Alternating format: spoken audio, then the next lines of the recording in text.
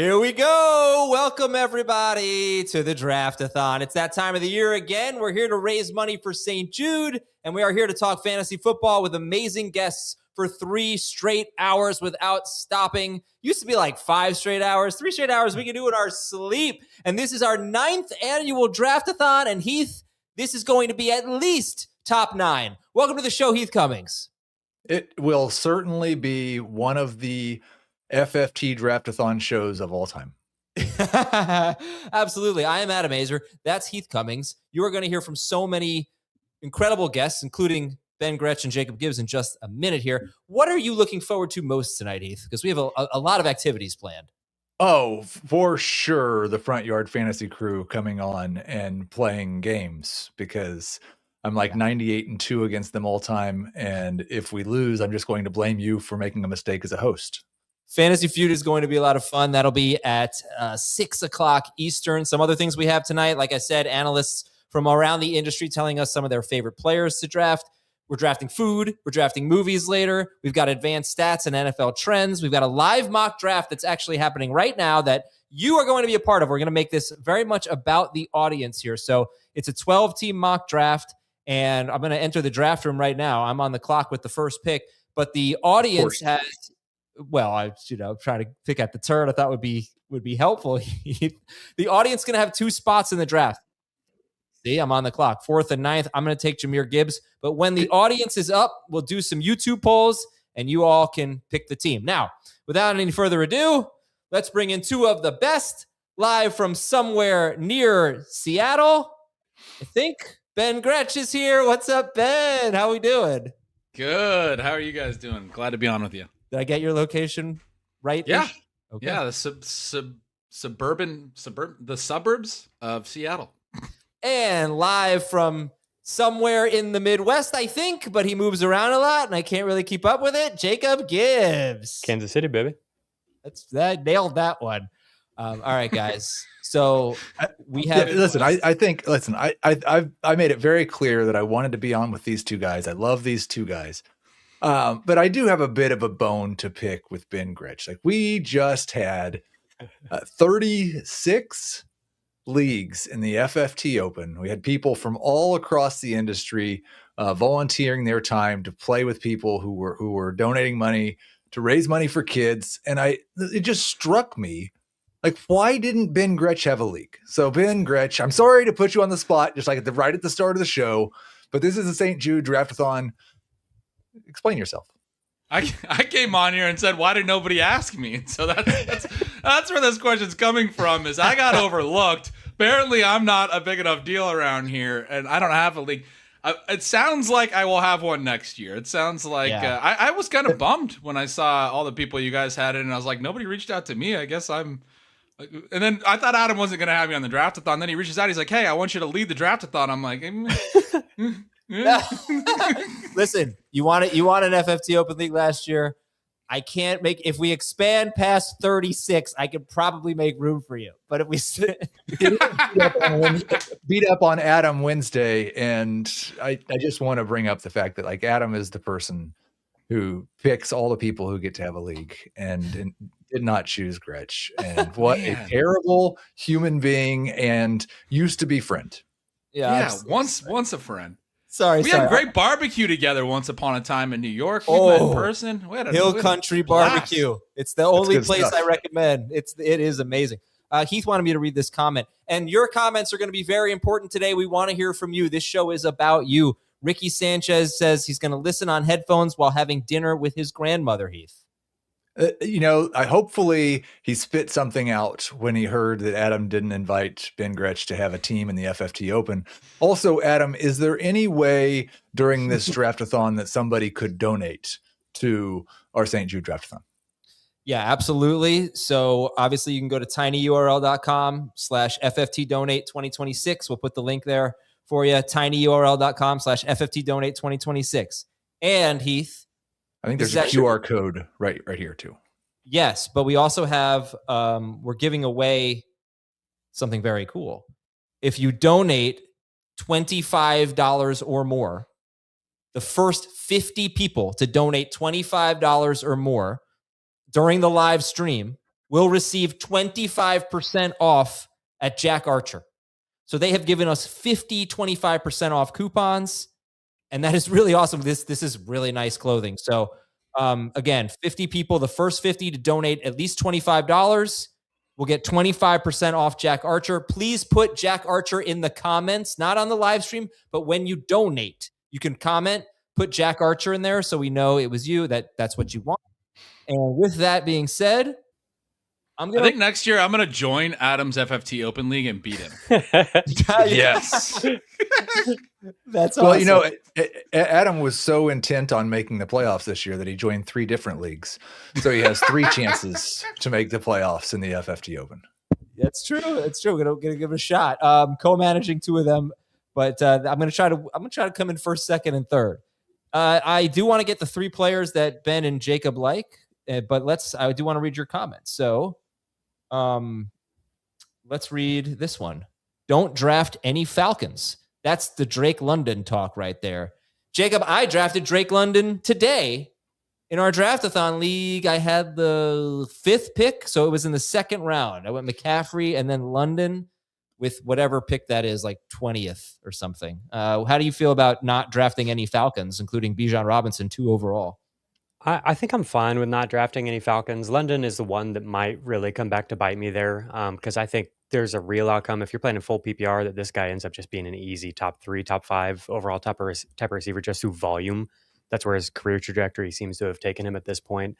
But yeah, I'm pretty nervous about the offensive environment there. And the coaching change, I don't know. Like, I feel like Zach Robinson did so much with weaponizing London and pre-snap motion at the snap of the football, condensed formations, all these things that get him easy looks that can get him into that 29% target share range. If that drops at all, I'm a little bit nervous about his outcome this year. But what about Bijan? You're not where do you have him? 2 or 3? Bijan 2, 3, 4, anywhere in there is fine. Okay. Here's a question. It was Saquon Barkley or Justin Jefferson 11th overall. Who would you guys take? There's lots of other options that you can draft 11th overall, and I wouldn't draft either one of them there. I'm with Heath. Same here. I would take Saquon over Jefferson pretty easily, but not at 11th. Okay. If I donate to charity, can I get Adam to admit Die Hard is not admit that it's not a Christmas movie? I think I was one of the first people on earth to say it wasn't a Christmas movie. You have an extra word in there. By the way, speaking of donating to charity and Adam, I've decided the terms for our Zay Flowers versus Devontae Smith bet. And I'm going to give you the full term because we have the 2 best judges right now to discern whether this is fair. So I know you're worried about Azer statting and how many games did somebody miss and all that stuff. So the only way that you win the bet is if you both score more points and average more fantasy points per game. If there is a tie, if one of them's better in fantasy points per game and the other one's better in total fantasy points, then it just goes by total fantasy points scored in the playoffs. Because that's what really matters in fantasy football. No, absolutely not. Yes, that's 100% what the bet is. And the you guys probably don't know, but Adam, during a show where we were supposed to be excited about players, I got excited about Zay Flowers, and he immediately poo-pooed it and said, I will make any bet you want. You set the terms. Devontae Smith is going to outscore Zay Flowers this year. So the bet is, if Devontae Smith outscores Zay Flowers, I'm going to donate $500 to St. Jude. And if Zay Flowers is better, Adam has to grow a beard from week 18 until the Giants make their first pick this year. Can he grow a beard? Not really. Oh, yes. Yeah, it's going to be fantastic. And if you need to go to your bar mitzvah in late January, then you just have to add however many weeks that was onto the end of the beard growing. So if it's 2 weeks after the season starts, then it's 2 weeks after the draft. Yeah, it's fine. I mean, I don't like it. We've set the terms. The whole fantasy playoffs thing is ridiculous. It's a tiebreaker. It won't matter unless Devontae Smith misses 3 games with the hamstring that you just are completely ignoring, and somehow beats Zay Flowers in points per game. Go ahead and ask Jacob or Ben who their favorite. I have Zay Flowers a tier ahead of Devontae Smith. Oh, Ben, I'm on his side. You are out of the FFT Open. Gibbs. Yeah, same here. Flowers over Devontae Smith. Yeah. It's crazy. It's Boulder Dash. You guys can all be on the bet. You all going to owe 500 to St. Jude. All right, let's hear who Jacob and Ben like. Your top 3 players. Ben, I'll let you go for not top 3 players, but 3 players you love drafting this season. Ben, who you got? You made me send it to you. I don't even remember who I told you. Jamison Williams. There, look at that. We got a graphic for you. Oh, look at that. You made me a graphic. Yep. Jamison Williams is my guy this year. A lot of people don't love like a 5th-year breakout. Obviously had a rocky first couple of years. Came into the league off an ACL tear. Has the gambling suspension in year 2. Really is like finding his footing at the end of year 2 in what is like almost like a late season like rookie type of usage, and then in year 3 finally plays a little bit of a real season, and that was the year before last, 2024. He ran about 475 routes that year. Last year he got over 600. He was 5th in the league for wide receivers. He steadily improved a lot of the things like run blocking. You always hear a lot about that, and a lot of different we're not hearing like off the field stuff or concerns about effort or some of those things that plagued him a little bit early in his career. I think the quiet offseason for Jamison Williams is being overlooked a little bit. He's on an upward trajectory. Year 5, I think, is the real big breakout. People, I think, are putting too much weight on that Laporta split. It's going to be a very concentrated offense this year. Lloyd, really Josh Jacobs, in addition to the potential suspension, has, had a groin issue, struggled with health all of last year. Emmanuel Wilson made a couple of starts. Lloyd is an incredible talent. The peripherals are fantastic. Really strong breakaway rate in college. Good evasion rate. A lot of positives there. They've been high on him basically every offseason throughout his young career. He just keeps getting hurt. If he can stay healthy, I think there's a lot of room for him to have a bigger role this year because Jacobs has taken so much work over his 7 seasons and potentially has a suspension looming, but also injury and breakdown issues and concerns like that. Terrence Ferguson, everybody's favorite tight end, late round tight end that I've been seeing. The big news on him, 2 notes on him. One, the Rams are not as deep, I think, as people think at the skill positions. They don't have a lot of names. They lost even guys like Tutu Atwell, etc. The Ferguson profile is really intriguing. He's a 2nd-year player. Was a 2nd-round pick last year. They didn't use him a ton. They didn't use Blake Corum a ton as a rookie, and then they had a big role for him in year 2. They had a big role for Puka out of the blue as a rookie. They had a big role for Kyron Williams once upon a time in year 2. All of those guys had like a steady offseason drumbeat from the team. We're getting that about Ferguson. They've been talking about how they can play him at all the wide receiver positions, all the tight end positions. He had an 18 ADOT last year in a very small sample. The other big note I would emphasize is the ability to place in the wide receiver positions and get vertical is really exciting here from the perspective that Devontae Adams had the 14 TDs last year, quietly had some really tough peripherals. When they brought him in, I think they wanted him to be a vertical guy. They gave him a ton of deep shots, a lot of air yards last year from Adams, and he was not efficient on it. The efficiency really fell off on the deep volume for him. Early in the offseason, they didn't make any qualms about the fact that they were willing to move on from him. They talked to Adams about it. That got out publicly. They confirmed it. They were looking at A.J. Brown. A.J. Brown's knee was a bit of a concern for them, but they were into shopping Devontae Adams and moving on from him this offseason. Obviously, he's still there. They're moving forward with him, but we got similar buzz from them about Cooper Kupp as his role started to decline. I don't think they can get that deep threat role from Devontae Adams this year that they thought they could last year. I think that's why they're looking at A.J. Brown. I think that's why you're hearing a lot about Terrence Ferguson. I think this is a late round tight end. I don't know what the routes are going to be. He's a really fun late round stash to just see week 1 and see what could happen. Because I think if Adams can't be the big second option, they don't have a lot of other receivers on this pass game. They'll use other tight ends, but it's thin. They don't even have Tutu Atwell anymore and some of those guys. Ferguson could be the big second weapon behind Puka Nacua in this pass game. Alongside Adams. Adams will still have a goal line role. He's still going to catch touchdowns. I don't think Adams is going to completely go away, but I think Ferguson could really be the breakout here. So do you like Ferguson better than 2 guys that Jacob's going to talk about who have benefited recently from injuries to their teammates? That'd be Juwan Johnson and Dalton Schultz. I like both those guys. I have Ferguson ahead of Schultz now. Juwan Johnson, I'm very into with Jacob on that I think he's been the most underrated late round kind of volume play at tight end all offseason. They did draft Oscar Delp. They brought in Noah Fant. He ran a ton of routes last year. He was 3rd among all tight ends in yards, just receiving yards. It's a good stat. Was very good late in the year after Shuck took over. He had a little bit of a knee issue early, and his lowest receiving games early in the year were all the games where he was on the injured list. He could have been even better last year. I think people are really overlooking him, and ever since the Tyson injury, I've moved Johnson way up. I have him at tight end 12, a clear late round target. I have Ferguson a bit behind that. All right. So JMO, Marshawn Lloyd, and Terrence Ferguson. Good stuff there from Ben. Let's get Jacob's players that he likes. It's a 4, I asked for 3, but we're combining Johnson and Schultz. So we get a bonus here from Jacob. Jacob, I talked about Chris Godwin this morning on the podcast. I'm willing to take him in round 6. Is that too early for Chris Godwin? I like Godwin as a discount. I think he absolutely could pay off round 6 for sure. I mean, we saw the 2024 season with Liam Cohen. He was like a round 2 type of player, basically, is how he was producing. Didn't do as well last year, but you can Azer stat it a little bit, remove the first game where he came back from injury, remove the week 18 game, and he comes out just over 11 PPR points per game within that split. Zach Robinson, I think, is really the perfect fit for Chris Godwin. Robinson had the highest motion at the snap of the football rate on passes last year of all play callers, and Chris Godwin has been really, really effective when used as the motion man. I think that we'll see him institute a lot of the stuff that Liam Cohen had success with.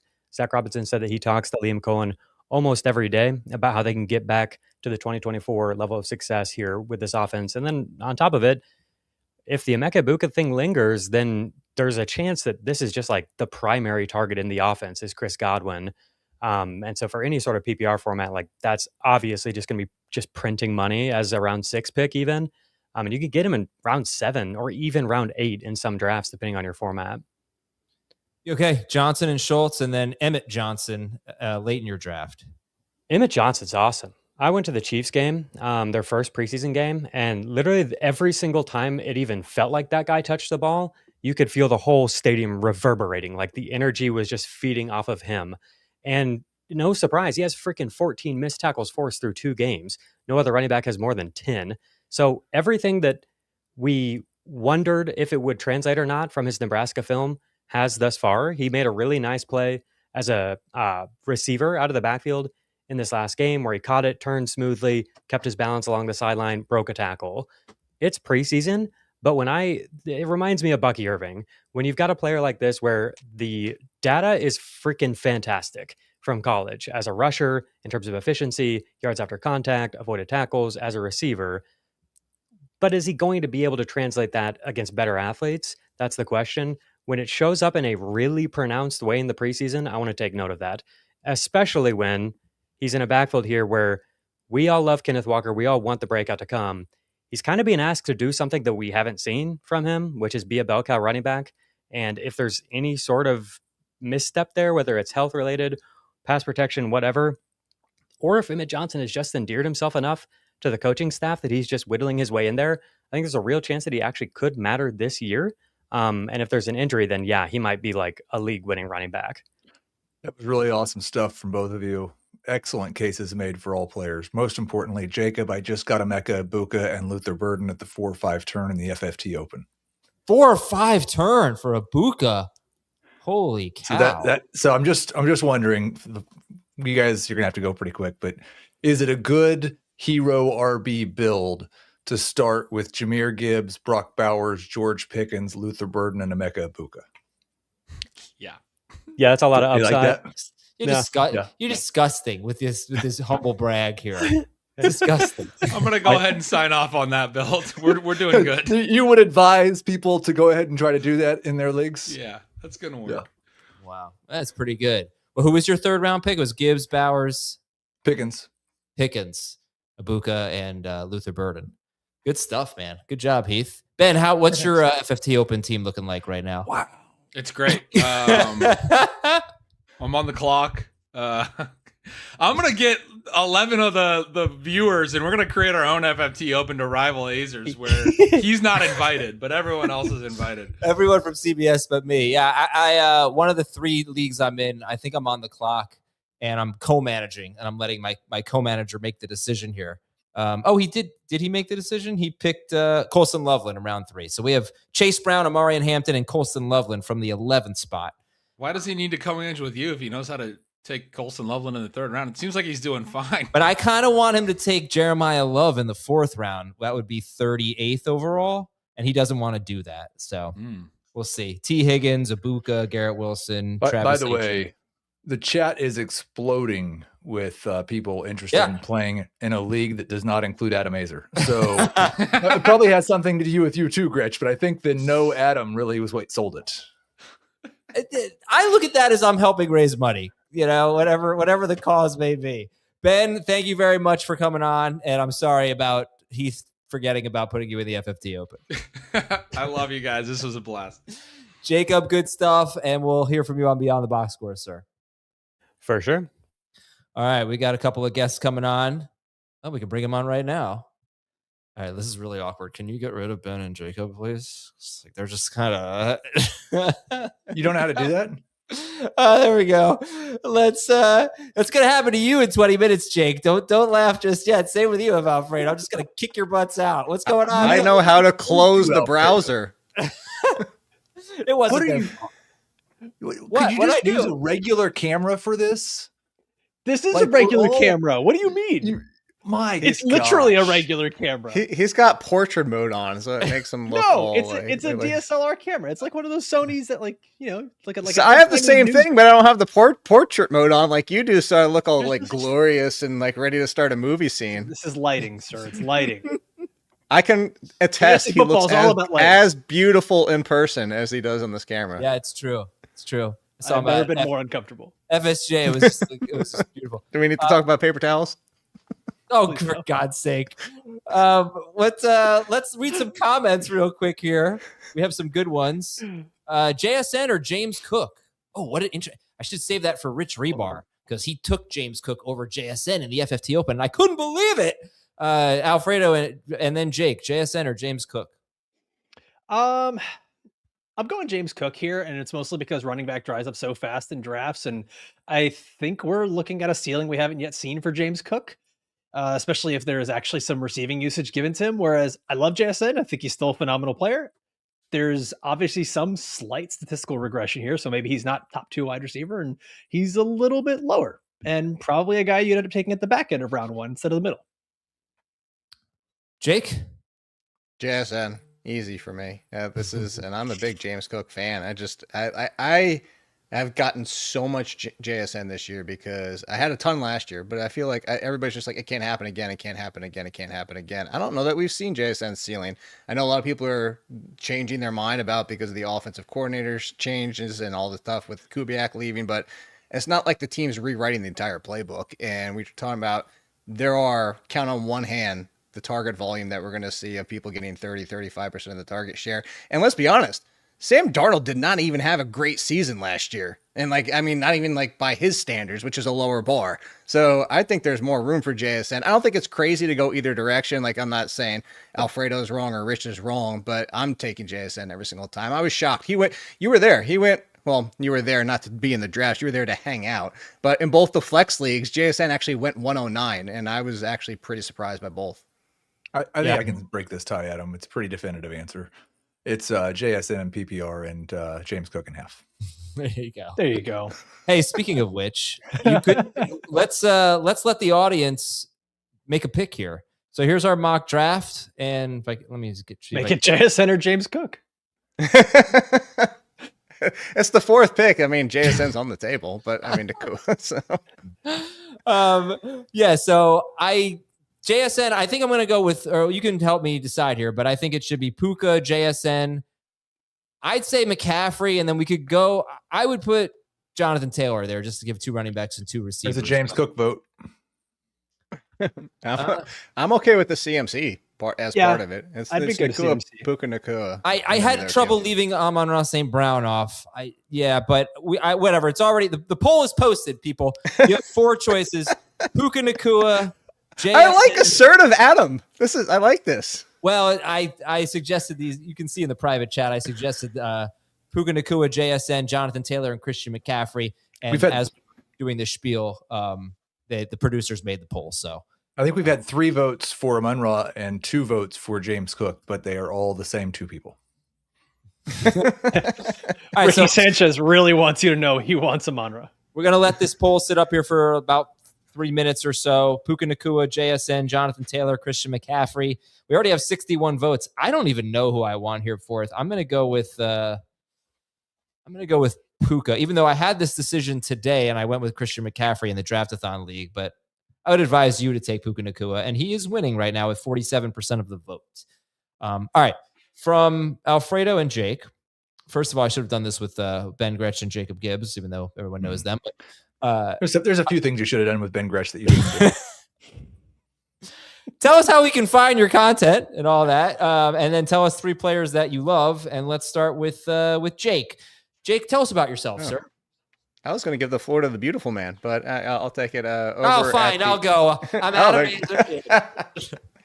That was nicely done, Adam. Over at The Athletic, it's small site, and we're trying to work our way up. I don't know. You might have heard of it, but at All In Kid, obviously, podcast is out there. I actually just tweeted it out. But for the 3 players, I am so happy to see an email back from Alfredo that I took one of his players. I was hoping maybe 2 or 3 of them, but it might be actually 2 because you mentioned the fact that he tweeted about one of the players as well. But do you want all 3 at once, or are we going to go back and forth? I think all we 3 have at a once? graphic. I think we have a graphic with all 3 of them. There you go. Malik Willis with the Ricky Williams portrait kind of going on over there. I don't know what's up with that. Just hanging out with him a lot.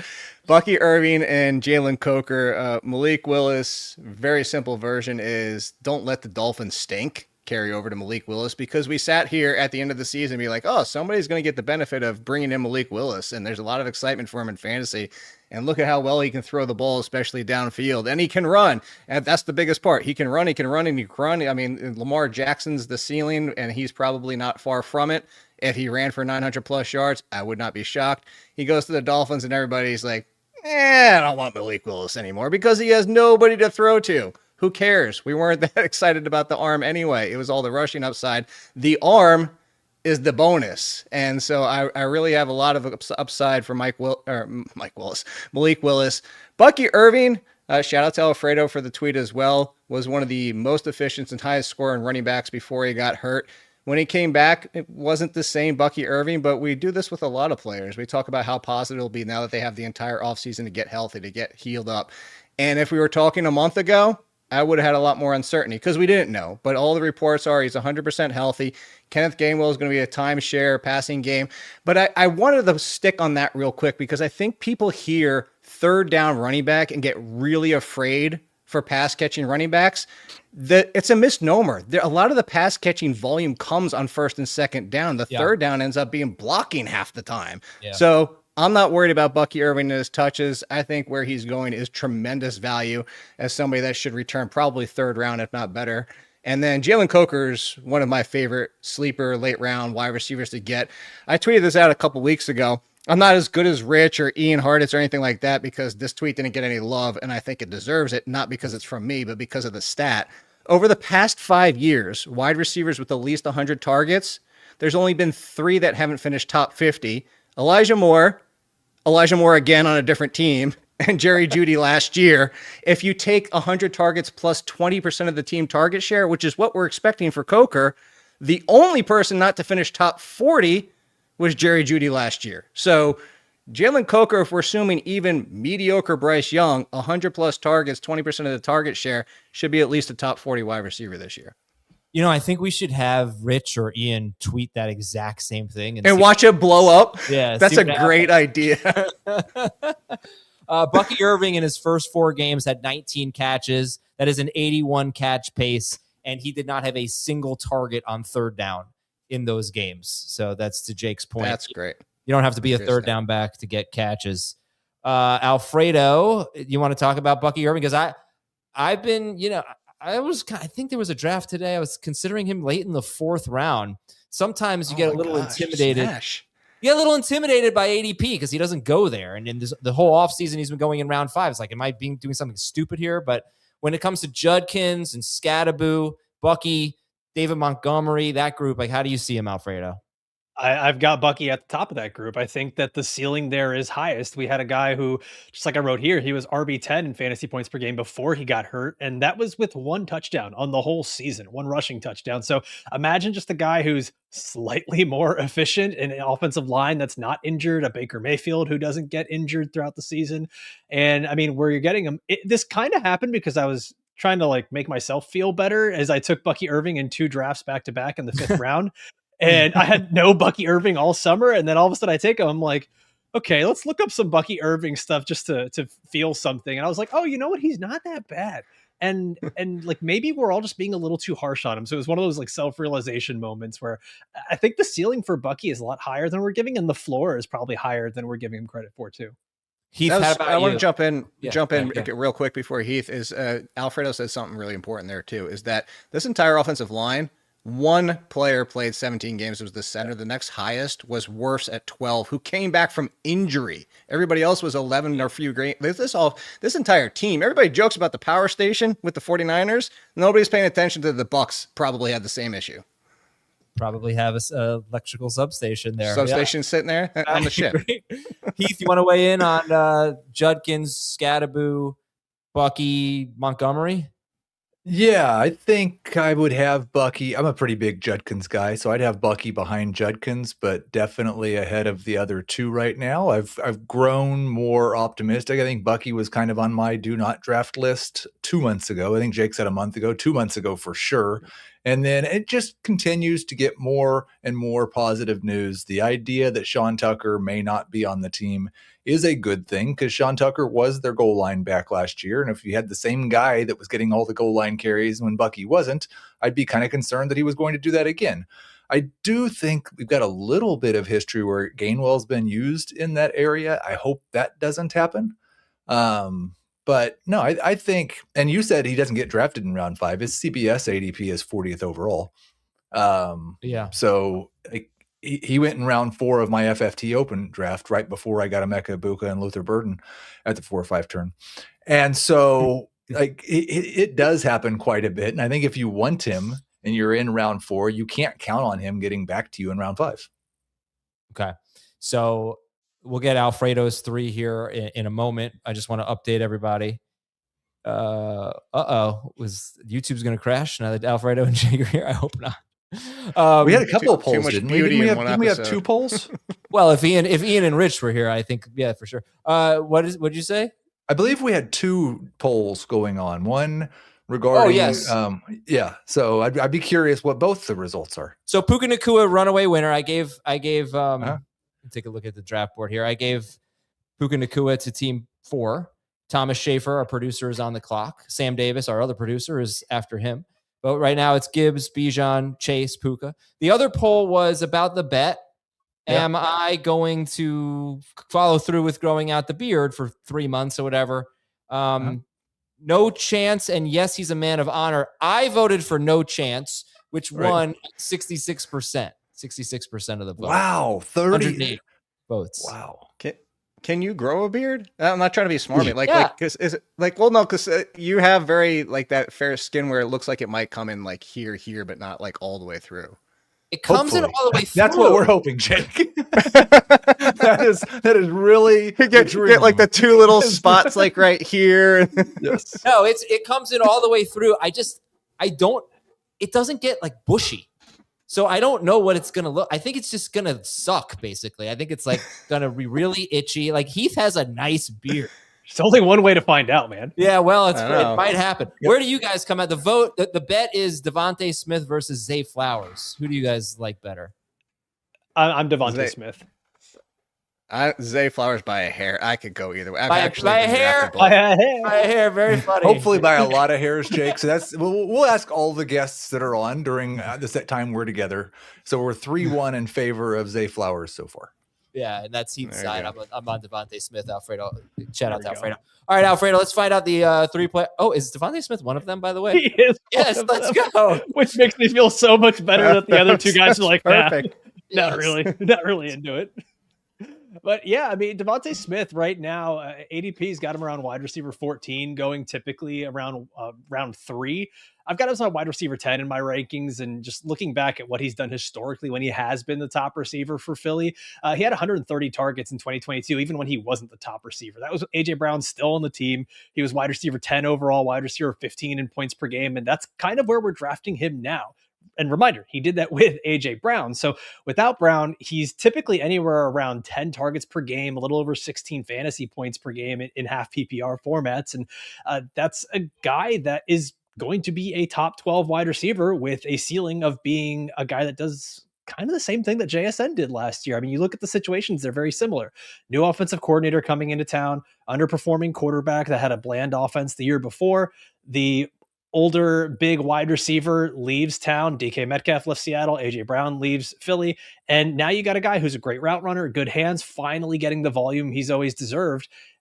And I also think we're due for some positive touchdown regression too with Devontae Smith. Dallas Goedert and AJ Brown had 18 touchdowns last year. Goddard had 11, the most of his career, like twice as many as he's normally had, which is nuts. So Sean Mannion coming in, putting Devontae Smith in motion, really excited about the Eagles offense this year. Yeah. And I just realized he and JSN, they both have Smith in their name.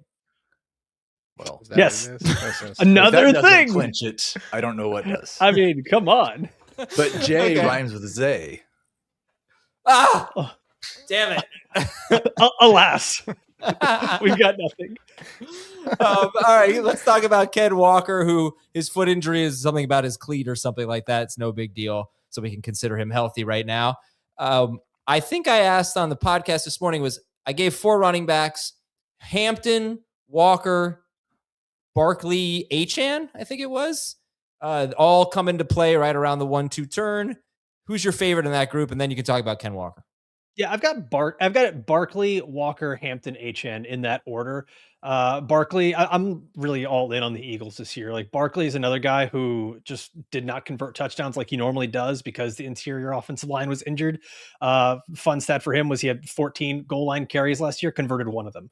That's not typical for his career, where he's normally around a 35% conversion rate. So if we're just talking about that adjusting for his career average, the Eagles running the ball more when they get near the goal line, which is something they didn't do as often, there's a lot that could turn around for Saquon Barkley this year. And a healthy offensive line is the other thing. So yeah, Barkley is the guy that I like best out of them. But Ken Walker, I think, has serious upside for a potential top 5 or top 3 running back in fantasy.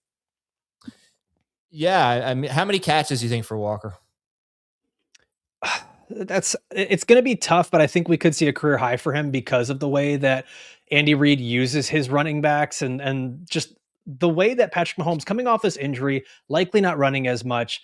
Andy Reid, when he's had a good running back, he'll use him as a bell cow and he'll use him in the passing game. And that's something that we're seeing a lot now in camp, that Walker's getting used on screens. He's getting used on wheel routes downfield. And I mean, when you pay a guy as the 4th highest paid running back, you're going to utilize him. And when Andy Reid has had a guy like that, you go back to 2018, I think it was, with Kareem Hunt, and his year was cut short with injuries, but he was getting 21 plus opportunities per game.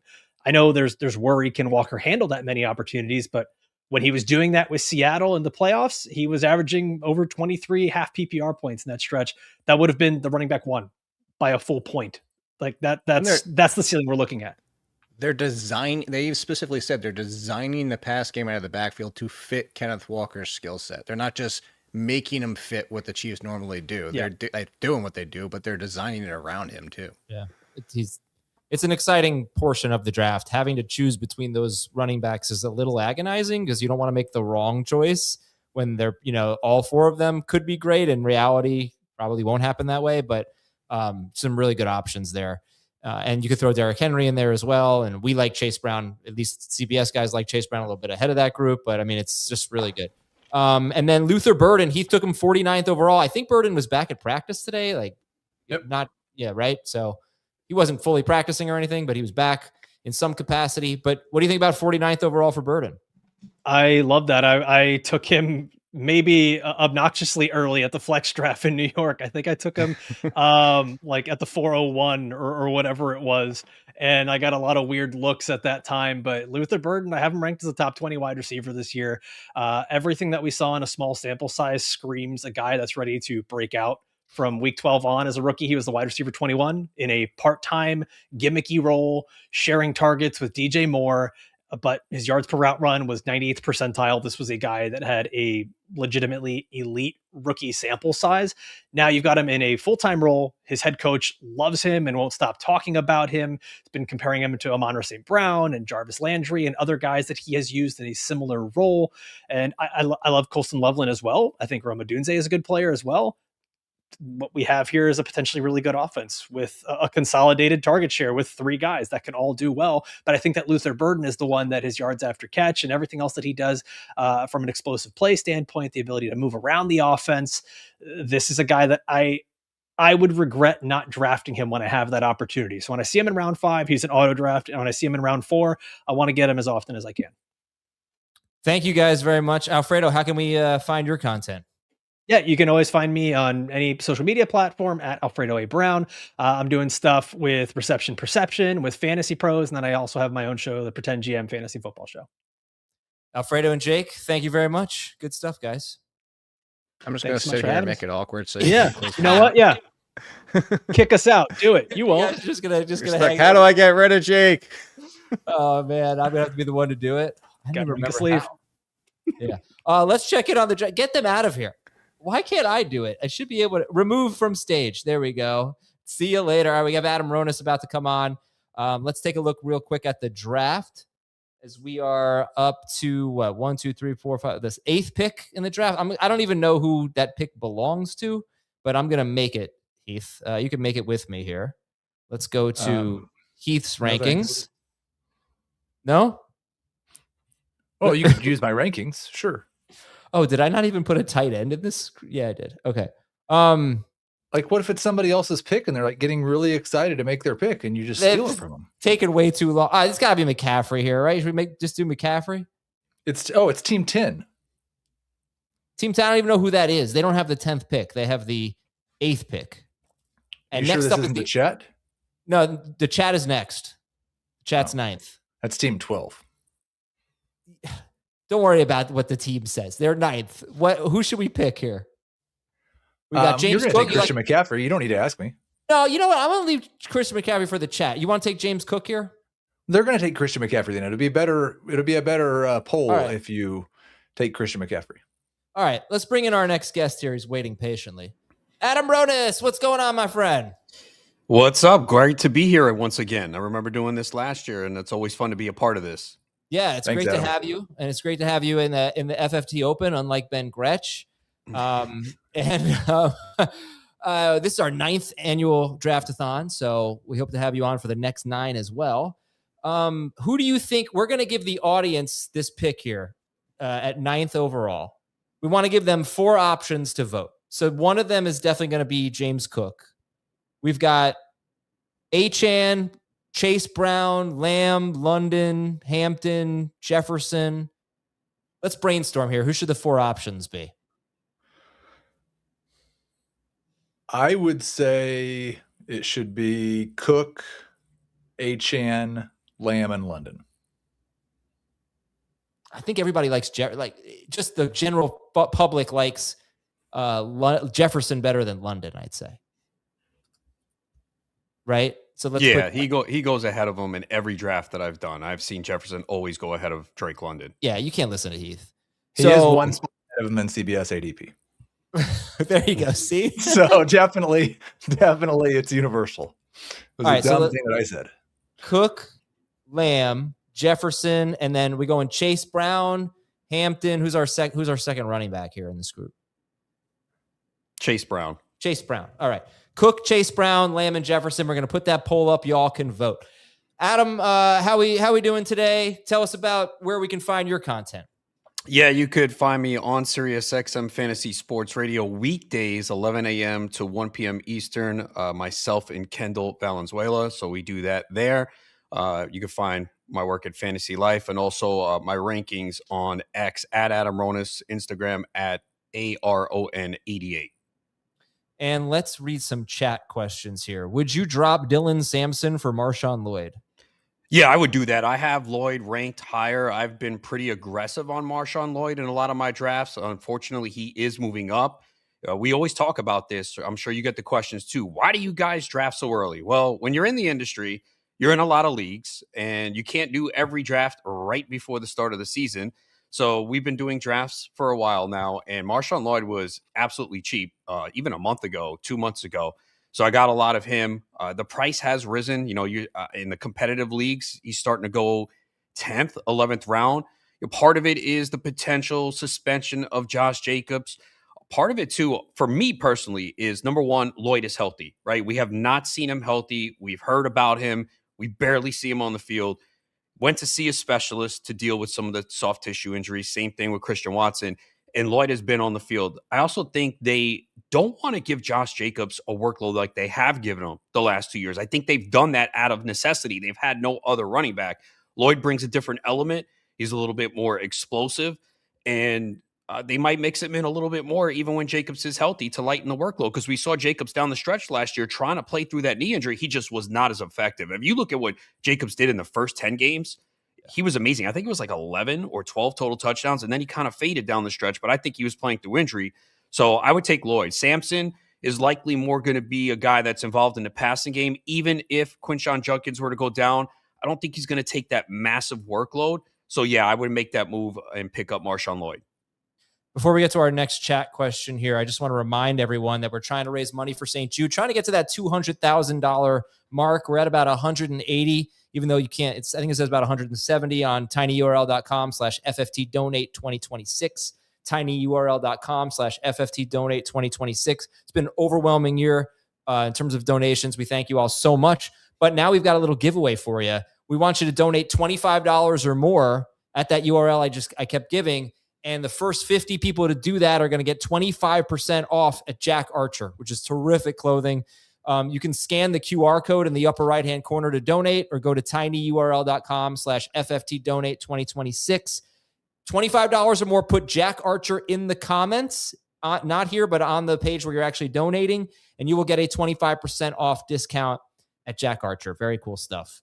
Let's see. I had a couple of other comments here I wanted to read. Yeah, go ahead. Chat did have a question real quick, Adam, as they try to vote on who they're picking. You didn't tell them the rules, and they would like to know the rules. So full people. Yeah. Thank you. Okay. Sorry about that, obviously. All right, so James Cook, Chase Brown, CeeDee Lamb, and Justin Jefferson. I'm going to take. My heart wants me to take Chase Brown, but I clicked James Cook. But what is the philosophy for drafting Ashton Genty this weekend? Heath, I'll let you go first here. So I've been in a couple of drafts since we got it's more of a low than a high ankle, which was still a little bit vague, but I passed on him in the late second once, and I felt really bad about it. I took him in the late second another time, and I felt okay about it. So I think it's that 2-3 turn is where the decision should be made. He doesn't always make it that far. I've seen a couple of leagues where he's going 18, 19 in that range. That's probably just a little bit earlier than I'm willing to take him. He's my RB12 right now. I would still take Walker, Hampton, Henry, and Barkley ahead of him. Once those guys are gone, you can start considering it for sure. Adam? Yeah, I was in a draft the other night with a decent buy-in, and someone took him 16th overall. So they took it out of my hands because I had picked 3, and I probably would have passed on him in the late second round. You know, that's the unfortunate part if you're drafting now. We just don't have the full information. Yes, it sounds way better than what we saw. I remember I was about to take off from Vegas and saw the news, and it made it seem like Genty was done for the year. And, he started to sink in those drafts that were done immediately, and Mike Washington moved up the board. But, yeah, it's a tough situation. The thing is, we are going to deal with injuries throughout the season. You don't want to deal with them going in. And Genty might miss 1 game, 2 games, might miss a month. We just don't know at this point. So I'd rather just be safe in the first 2 rounds and get someone that I know is healthy going into the year. Yeah, if Genty only misses a game or 2 and you pass on him late second, early third, you're going to obviously regret it because he's in a better situation this year. The Raiders offense, sure, it's not one of the best in the league, but I think it'll be improved. Genty just got hit behind the line of scrimmage a ton last year. We know he can catch the football. Kubiak, his system coming in is going to be better. The quarterback play will be better. So I think the earliest I would go is late second round, but it's tough because I just want to get someone that is healthy because we just don't know when he's going to return, and he could go out there and aggravate it again. So the fact that they're being so quiet really bothers me at this point. So the earliest I would go is late second round. I'm not taking them in the top 20. Right, because you just don't know how it's going to affect him when he gets out there. He might play in week 1, but he might. Sometimes these preseason injuries are nothing, and sometimes they really can affect a player. AJ Brown was certainly affected last year. 2 years ago, Jahmyr Gibbs had a preseason injury, and he was amazing. You never know how it's going to play out. I remember Cooper Kupp, I think a few years ago, had Travis Kelce. Travis Kelce had that foot injury in preseason. He might have missed week 1. He wasn't really himself, I think. Same thing with Kupp a few years ago, whatever it was. There's a risk. Heath, would you, I don't know how much you know about Adam, but it might surprise you. He's a better softball player than me. Do you believe that? So that puts him in the 1 percentile. I mean, he might be much higher than the first percentile of softball players, but we know he's at least not in the bottom 1% of softball players. I'm going to guess that he's much, much higher than that. But that's that. You didn't tell me anything.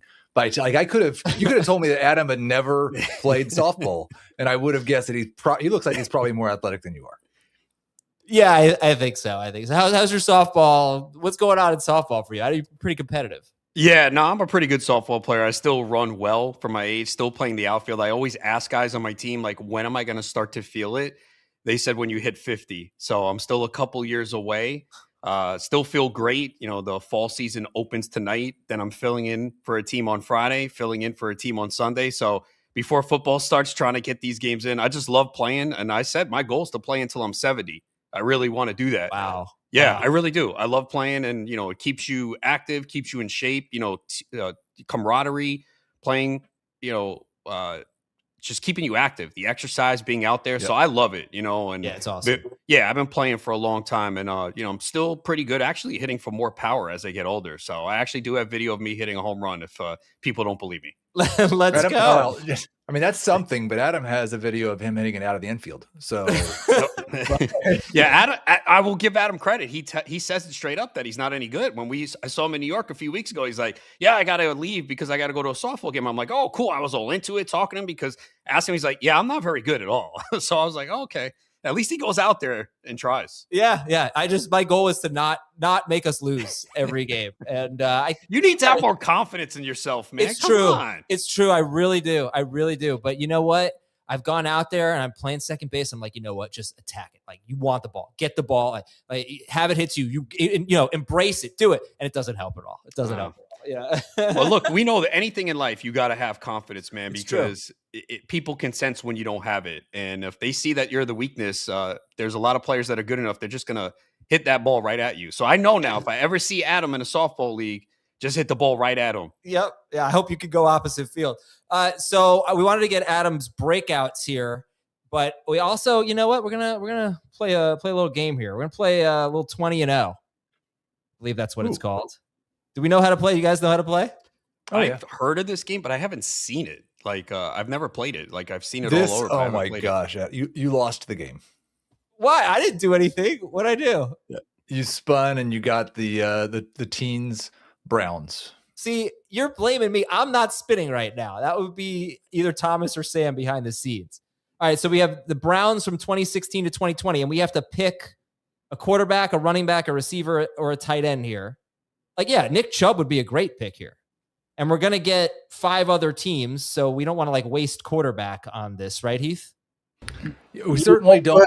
You also, sorry, Heath. You also have 2 flexes. Right. You tight end, receiver, running back. So I think Nick Chubb would be the pick. Would you agree with that, Adam? Yeah, I think so. Yeah. It's not like we have the best options here either. Is there a Josh Gordon was before this, right? He was 2014, I believe, right? Yeah. All right. Yeah, let's go with Nick Chubb. I got no problem with that. Also, I feel like you can respin if you want. No, not sure. All right, let's go Bengals. Oh, that's better. Bungles. Great job. Oh, AJ Green. Come on, AJ Green. Yeah. AJ Green had some monster seasons. It's got to be AJ Green. When are we going to get I do not think we're going 20-0. Your boy Andrew Luck. 40. Look at those stats. 4,761, 40 touchdowns. Let me see if there's anyone we're missing, though. Because this could be like Reggie Wayne or something. I don't think so. Oh, Andre Johnson. Yeah, but that was not the. Oh, there's Reggie Wayne. Reggie Wayne and T.Y. Hilton was even better. I think we got to go Andrew Luck here, guys. Yeah, with those numbers. I mean, the way you're spinning, I mean, we might not get another good quarterback. Right. Yeah. Heath wanted Moncrief. We'll go with Andrew Luck, I think, instead of Dante Moncrief. Let's spin it, baby. Man, you're so good. Yeah, What this is- is We're trying to go 500 here. What's the game? 10-10? Oh, man. Saw Amari Cooper there. yeah. That was, Let's activate the respin button. Or No, you can do Waller. Darren Waller. Waller. Darren Waller. Yeah. Yeah. All right. Yeah. Yeah. All right, we still got little Brady here. Oh, but we already took. we already because had- we did yeah. Luck. That's all right. You got a Randy Moss maybe or Gronk? Gronk. But we could have a tie. flex We had a tie. Gronk. Do we have a tie? Oh yeah, we had Waller with flex, right? We could flex Gronk. Yeah. 12. Yeah, we should do that. All right. Flex Gronk. Ooh, Oh old my school. gosh. I don't even know who Dalton Hilliard is. Yeah, I remember him. Yeah. I think he had pretty good numbers there. Well, I didn't say. I didn't say flex him. Let's scroll down. Scroll down. Don't tie me to Dalton Hilliard. Yeah. All right, Dalton Hilliard. Dalton yeah. Hilliard. Yeah. All right, guys. What do you think our record's going to be? Ooh, we did well. We went 18-2. Wow. Okay. I think that was better than we thought. For sure. Heath, have you ever gone 20-0? No. Really? What's your best record? 18-2, like this? I have yeah, I think this is my best record. Look at that. You doubted me. All right, Adam, I'm sorry that we're going to rush you here. Only about 3 or 4 minutes left, but let's talk about some breakouts for 2026. Who do you like? I really like Christian Watson, and I know some people are like, "Oh, here we go again." He has not stayed healthy because if you look at his numbers over the years, they're not impressive. I don't even think he's reached 700 yards, but you have to have context here. Everything is set up for him to succeed. Number one, Green Bay paid him big money, so that tells me they believe that his health is fine. I mentioned earlier he went to see the specialist to figure out the hamstring issues and the soft tissue injuries. Then he came off the torn ACL last year, and I did not think he was going to do anything. And his first game back, watching him play, I was like, I cannot believe he looks this good. 17.5 yards per reception. From weeks 8 to 18, he was the wide receiver 21 in fantasy points per game, and that was only on an 18.2% target share, which is nothing. That is clearly going to go up. The other part of it is look at the receiving room. The one complaint we always have with Green Bay is like, well, they throw 5 receivers out there. They're all splitting the routes. The targets just can't produce for fantasy, but Romeo Dobbs is gone. Dontavian Wicks is gone. So now it's condensed. It's Watson, Jaden Reed, and Matthew Golden who are mostly going to get the targets, and Watson's going to be out there in 2 wide sets. Also, Green Bay hasn't passed much the last 2 years. Jordan Love has been really efficient, but he's been under 500 pass attempts. That might change this year. I think they're going to want to pass more. The defense could struggle a little bit early on with Micah Parsons out, leading to more passing. So I think Christian Watson this year, I just absolutely love him. I think in some leagues you might be able to get him in round 6, maybe round 5.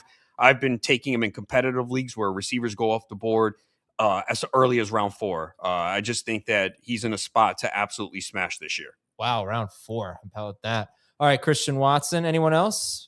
Yeah, also Parker Washington. I mean, it's hard to ignore everything that we've heard out of Jacksonville's camp, where he's just been the go-to guy in practice. And we already saw it last year at the end of the season. From week 13 on, he averaged 85.2 receiving yards per game, 12.1 yards per target. He was the wide receiver 19 in fantasy points per game over the final 9 weeks. And we want a piece of that Jacksonville offense. Yes, Brian Thomas is there, but he's already banged up, and it looks like he's going to be more of the deep threat. Jacoby Myers is fine. He had about a 23% target share after coming over, but it looks like Parker Washington in that slot is going to be the go-to guy, and really like him for Jacksonville this year. Any more?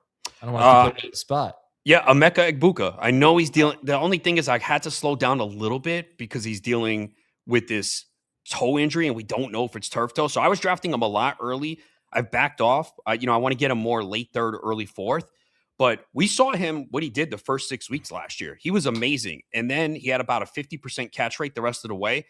there was a multitude of factors for that. Number one, Egbuka was playing through injury. Baker Mayfield was banged up. If you watch that quarterback show on Netflix, I mean, he had black and blues. He was banged up every single week. And the offensive line had a lot of problems as well. Mike Evans is gone, so that opens things up for Egbuka. And I think this offense will rebound. So I would have been way more aggressive on Egbuka because I took him a lot in early drafts. I've had to back down just a little bit. But if I'm picking, late third round, early fourth, I'll take him. But I was taking him, early third round a few weeks ago. So, but I still want to get some. I just hope it's not turf toe. Because again, these teams are not disclosing anything to us right now. We're in the dark in so much. And you know what happens? Week one comes. Yeah, he's out. And then we see the injury report, turf toe. And it's like, oh no. So that's the only issue because that turf toe can linger and be a problem. So that's the only reason why I don't have him as high up on the list. But if he is healthy and good to go, I think he's in store for a massive season. Hey, did you hear Heath took him 48th today? I love it. I love it. I mean, 48, I'm doing that. I'm doing that all the time. Yeah, no, Heath just wanted to brag about it. But you should. I took him 48th and Burton 49th. That's not Burns, another guy too. Yeah, that's another guy I like. I think I think everyone has a breakout in the Bears offense. It's whether it's Burden, is it Colston Loveland, is it Romo Dunze? We all want a piece of that offense. But yeah, that's a nice tandem to get 48, 49. I would be bragging if I were you too. Hey, thanks. Adam, thank you so much for coming on, man. We appreciate it and everything you've done to help us raise money for St. Jude. Yeah, I applaud everyone. These leagues that we've done, myself and Kendall, sell out quick. People love it. So thank you to everyone who has contributed. The fantasy community is phenomenal. Everyone has done a great job, and I'm glad to see all the money you've raised. And Adam, you're good at softball. Believe in yourself. Thank you. As long as one Adam believes in me, that's all. He said so many correct things in the last 20 minutes. I'm not sure about the last one. I'm sorry. I need to give the guy some confidence, man. I love it, man. I appreciate that. All right, that's Adam Ronis, and we are done now with the first hour of our draft-a-thon. We still have 2 hours left. I want to remind everyone to donate. You can scan that QR code in the top right corner there, or you can go to tinyurl.com/FFT donate 2026. The first 50 donors who give $25 or more during the live stream are going to get a 25% discount at Jack Archer. Just scan that QR code. Heath, you can't go anywhere yet. It's time. I'm not going anywhere. I'm just waiting for them to be announced. I'm here's just Jamie in the ring at the Royal Rumble, waiting for the other competiters to show up. Yeah, and here's the top of Dave's head. Hello, top of Dave's head. Well, Dave, a friendly head. Where the hell are you, Dave? Come on up.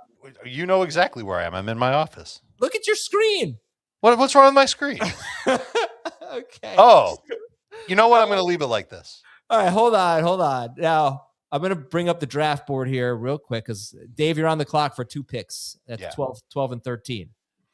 You want to make them or you want me to make them for you? No, you're definitely not making them for me. I look at what's left at wide receiver and not really liking Justin Jefferson quite this soon. I know I'm going to be able to find some wide receivers that I'll like when I'm up in end of round 3, beginning of round 4. And look who's there at running back. Devon Achane, I'm really sold on him now after what I saw in the joint practice against the Giants last week. I think he is still going to get a good amount of targets in this offense. And Omarion Hampton, the guy who's going to run with the guy that used to coach Devon Achane. I think that this is a good running back combo. I'm definitely not afraid to go running back with my first 2 picks in the draft. And I love the report that I saw today from Daniel Popper, the Athletic, covers the Chargers and said that don't overthink this one. Omarion Hampton's going to be awesome. I see Dave show up for a draft today. I know this is it's sort of showing up. Dave looks as dreamy as Alfredo today. All right, I'm going to make the next 2 picks here for Jack and for Claire, just because I want and by the way, the Front Yard Fantasy guys are here. We're about to play Fantasy Feud. It's going to be awesome. I know you're sitting there backstage. You're waiting. I'm very sorry. I want to get a poll up here for get them Team angry. 9. Get them really angry at you. Yeah, I like it. Rile them up. Let's go ahead and make a pick here.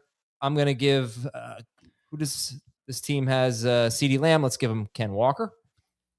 And what do you think, Jamie? Justin Jefferson for Claire? She has a running back in the first round. She has Chase Brown. We'll give her Jefferson. I would have saved Walker for Claire because we like her better than Jack, but yeah, sure. All right, Justin Jefferson. That means Team 9 is on the clock. Team 9 voted overwhelmingly for James Cook in round 1, and now we're going to give them 4 options in round 2. We are not going quarterback, and we're not going tight end here. We'll definitely throw Drake London on there for Heath and for everyone. We'll throw I think Barkley, Henry, London, AJ Brown. Hey, yep. Bowers. What were you going to say, Heath? That's good. Okay. All right, let's make that. Let's go Barkley, Henry, London, AJ Brown, and we'll see what they have to say. You can vote on YouTube to make your second pick to go with James Cook. All right, here we go. I'm going to bring in my man, Joey Wright. Joey Wright, what's going on? I just feel like you guys are stalling me on purpose. Yeah, we were. I didn't get the link until like 5 minutes before. I had to reach out to Heath. Like, I see what you guys are doing, but we're here to play tonight. We're here to play. Pep talking all day. Adam, are you aware of the surprise I ruined for Joey's wife? Oh my! Yes, I am. It was like a Broadway show or something, right? The surprise? No, it was so bad. No, it's okay. I said if anyone had to run it at that flex draft, Jamie was like the one person that was safe. For like 3 months, I'd planned out this like Taylor Swift walking tour of the West Village of New York, like cafes, restaurants, like recording studios, like. And then I told Jamie, because I was very excited about it, walks up, he goes, "Oh, here you're going on a Taylor Swift walking tour." It's like 3 months just down the drain. It was okay. Let's see what Simon Grunewald has to say about that. Simon, welcome to the show. What's up? What's up? Thank you guys for having me. Yesterday, Heath set the odds at minus 750 for the CBS guys to take us down today. And I went back and was watching tape and completely fair line. 100% valid. You guys won 2 years ago. You won 2 years ago. And then you sucked last year. I think I said, I was sending you guys, I watched the tape. I was like, Front Yard Fantasy, you guys were terrible. That's what I said. It was true. And especially terrible was JL Garofalo. He was the worst. JL, what's up? I remember this being a much more professional production last year. Can you talk about your presentation at the Fantasy Sports Gaming Association? Oh my God, there was so much class. Dude, this was the funniest presentation I've ever seen at a conference. Like, do your Front Yard buddies know about this? Yeah, they know about this. So pro tip, if you ever have to give a presentation, bring a football. Whenever you ask a question, people were going to raise their hand. You ask people a question, yes, no, raise your hand if this, and then pretend like they're holding their hand up for a pass and just launch it. Yes. It really keeps people on their toes. And there were so many chandeliers in the room. There was chandeliers at every table. I don't understand that. It seems like decadence. The way JL described this to me is that room couldn't have had more breakable objects between him and the target he was throwing the ball to. And he describes it as like a Uncle Rico over the mountains type throw to like the back of the conference room with about 500 like crystal glasses and Vouch for me, Adam. Vouch for me, Adam. Bro, he did great. And so did all the people throwing it back. It is honestly a miracle that you didn't break anything. And you were giving a presentation about how to use AI and like what's the term? Things you could like, what are they called? Oh, AI skills. Skills, yeah, whatever. Things, skills you could. And I wanted to like raise my hand and be like, is there a skill to fix a broken chandelier? But I didn't say that. But and I was also going to ask you, is there a skill to help you beat Fantasy Football Today crew in Fantasy Feud? And last year was so pathetic. Yep. All right, so here you go. You guys ready to play? Let's do it. Let's get into it. All right. For those of you who don't remember, it's going to be. I'll take one of you from each team. Whoever gets if you have your chance to guess the higher answer or the number one answer, then you can pass or play. All right, here we go. The top 6 answers are on the board. Looking for NFL target leaders in 2025. Oh, this is Jamie and JL. Jamie and JL, target leaders in 2025. Say your name to buzz in. Oh, Jamie. JL. Jamie. I'm on Ross St. Brown. That is the number 2 answer. JL, you can try to get the number 1 answer. Jamar Chase. Jamar Chase is correct with 185 targets. All right, so you pass or play? Let's play this. All right. So we're going to go Simon next. You get to guess. You guys get 3 wrong guesses. The CBS crew, don't say anything out loud, but you got to be thinking about who's top 6 here. Simon, you're up. Sam Darnold's favorite man, Jackson Smith and Jigba. He is the number 5 answer at 163 targets. All right, Joey, you're up. I'm going to say Puka Nacua. Puka Nacua is correct at number 4, 166 targets. Back to JL. Let's go Drake London. Drake London, that is a terrible guess. He missed 4 games last year. He is not on here. That is your first strike. All right, Simon, you're up. This name feels wrong, but I'm going to say it anyways. Wandale Robinson. Love the conviction. It felt wrong because it was wrong. That is 2 Simon. strikes for you This guys. is why we lose, Simon. Joey, save your team here. God, I know Lamb missed time last year, but to George Pickens, that's gonna be my next answer. George Pickens, baby. Incorrect. No. All right, This is how it starts. This is how it begins, guys. Who do we have here? We have Chase, St. Brown, Puka, and JSM. We're missing number 3 and number 6 here. We just need one to win, right? You just need one to win. Talk it out. Talk it out. I'll give you 30 seconds. Or There's no 20 way Justin Jefferson it wasn't top 6 in targets last year. I was thinking Trey McBride. Yeah. Trey McBride. Yeah. Dave, you sign off on that, McBride? Oh, McBride. I didn't know that we were even including No way. that. You guys should not say McBride. Yeah, Trey McBride is correct. No. Yeah. That And is guess- correct. Forgot about tight ends. Guess what, Dave? Justin Jefferson was 7th. Chris Olave was 6th. Olave. Olave. Yeah, Olave. That would have been a tough one. All right, CBS takes the first one. Don't worry. The way this game works is that like the first 2 rounds basically never matter. Fourth quarter kind of squad anyways. I do have a question. Growers, not showers. Well, that was a good. They shouldn't be ahead on the scoreboard right now, right? They definitely should not. Oh, that's how we're doing the scores. We're doing the scores based on points. No, I think they get 0. We won the round. Yeah, they get We 0. had a lot of good guesses. Oh, look, how We did cool. 80% of the work on that, just to put that out there. How cool is this graphic, by the way? This is awesome. Great stuff. All right. Give me Heath. Give me Simon. Our second category. Looking Redemption. for the top 5 quarterbacks in points per game in 4-point per passing touchdown leagues last year. Heath. Josh Allen. That is the number 1 answer, pass or play. I think we should play. Oh, wow. Okay. I thought you were going to pass. All right, Dave, you're up. Top 5 quarterbacks in points per game and 4-point per passing touchdown leagues. Drake May. Drake May is number 3. Jamie. It's points per game, right? So injuries factor in here. Lamar Jackson. Lamar Jackson is incorrect. Heath, back to you. So the top 5 in points per game and 4 3 point seconds. per pass touchdown leagues. 2, I'm going to go with Matthew Stafford. Matthew Stafford is correct. He is number 2 on the list. All right, we have 2 more. Dave. 3, 2, Mahomes. 1.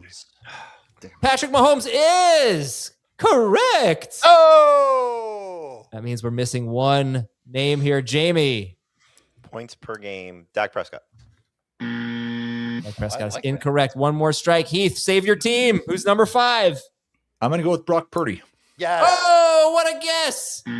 So wrong. All right. Oh, Front yard. This is a huge opportunity for you guys. Who It is was number talk. 5? Every name I had written down was guessed except for Trevor Lawrence. Trevor Lawrence gonna is the say name I Jalen have Hurts. written down too. Ooh, Jalen Hurts isn't a bad guess either. That offense was bad last year, though. Joey would be the Well, tiebreaker. Lawrence finished as a QB4, but I know it's not points per game. Oh man, You got 5 seconds. I looked. I Pick one, Joey. I feel better, 3, Lawrence. I feel better. 2, Lawrence. Trevor Lawrence. Lawrence. Oh, wow. This is like a walk through a Taylor Swift garden tour or whatever it was. This is amazing. You just got it right. It's Trevor Lawrence. Boom. Yeah. That's my bad, We guys. haven't won yet. We haven't won yet. Okay. Brock Purdy was 6th. Brock Purdy was 6. I like the Purdy. 1/10 of a point behind Mahomes. I'm an idiot. I was terrible. Sorry. All right. So we're Lamar Jackson. Come on. All right. So we are 1-1 here, Tigers. basically. Just make it 50. Put 50-50 there. Give him 50 points. Yeah, I like it. Okay. But that's how it works. You get all the points. Okay. I think it's 1-1. Have So you it should be ever 60 watched an for- episode of Family Feud?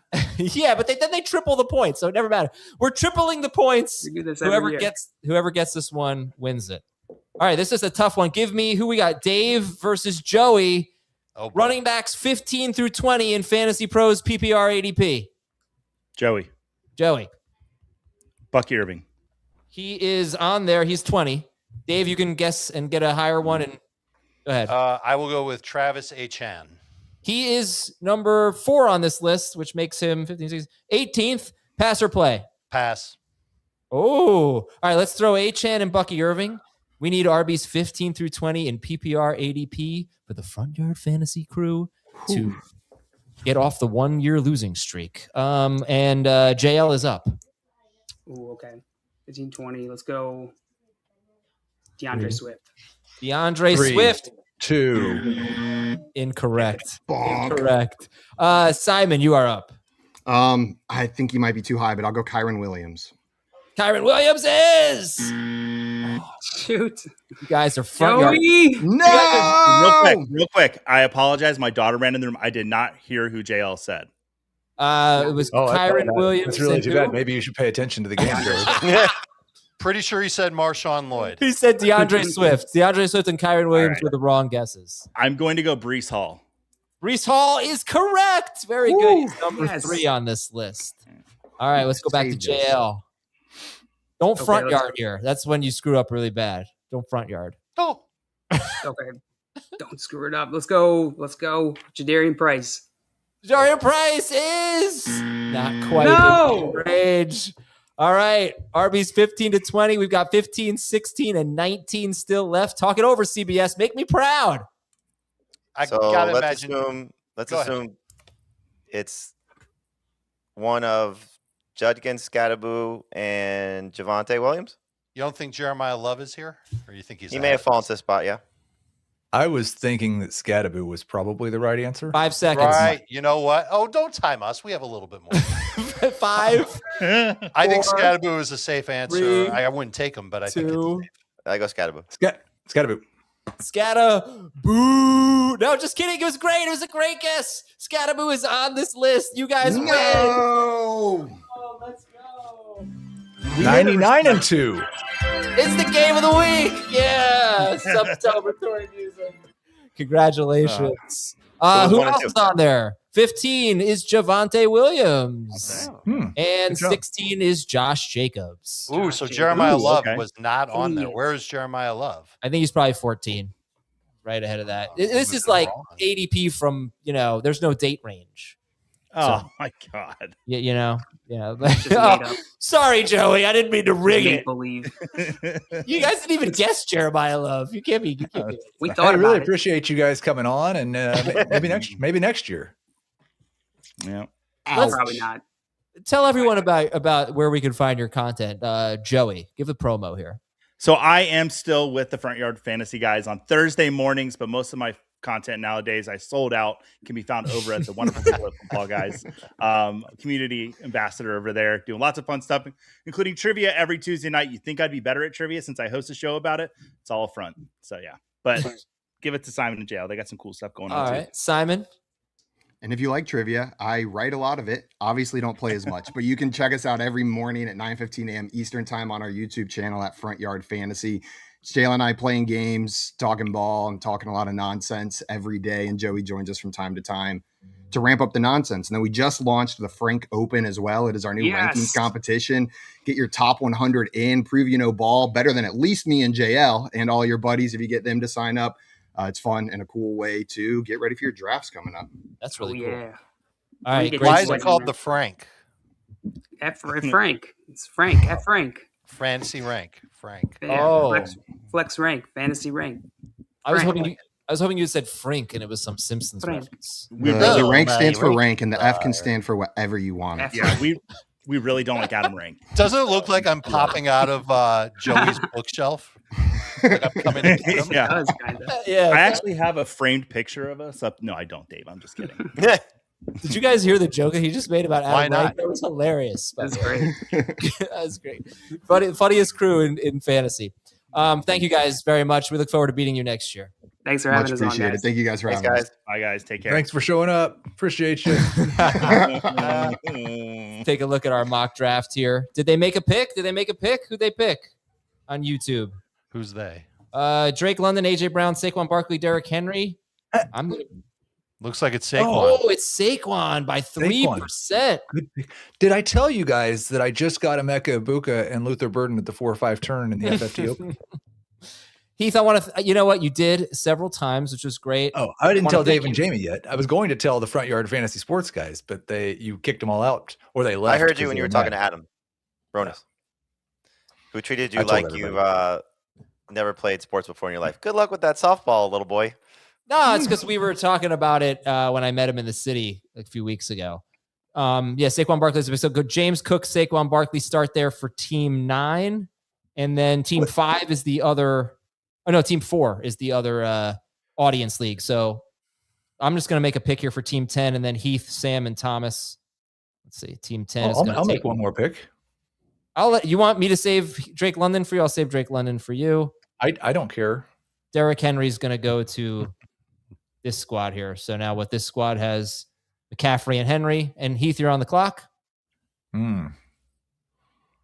And who did I take in the first round? Jonathan Taylor, yeah. So yeah, I'm gonna go ahead and take Drake London, and very excited about that.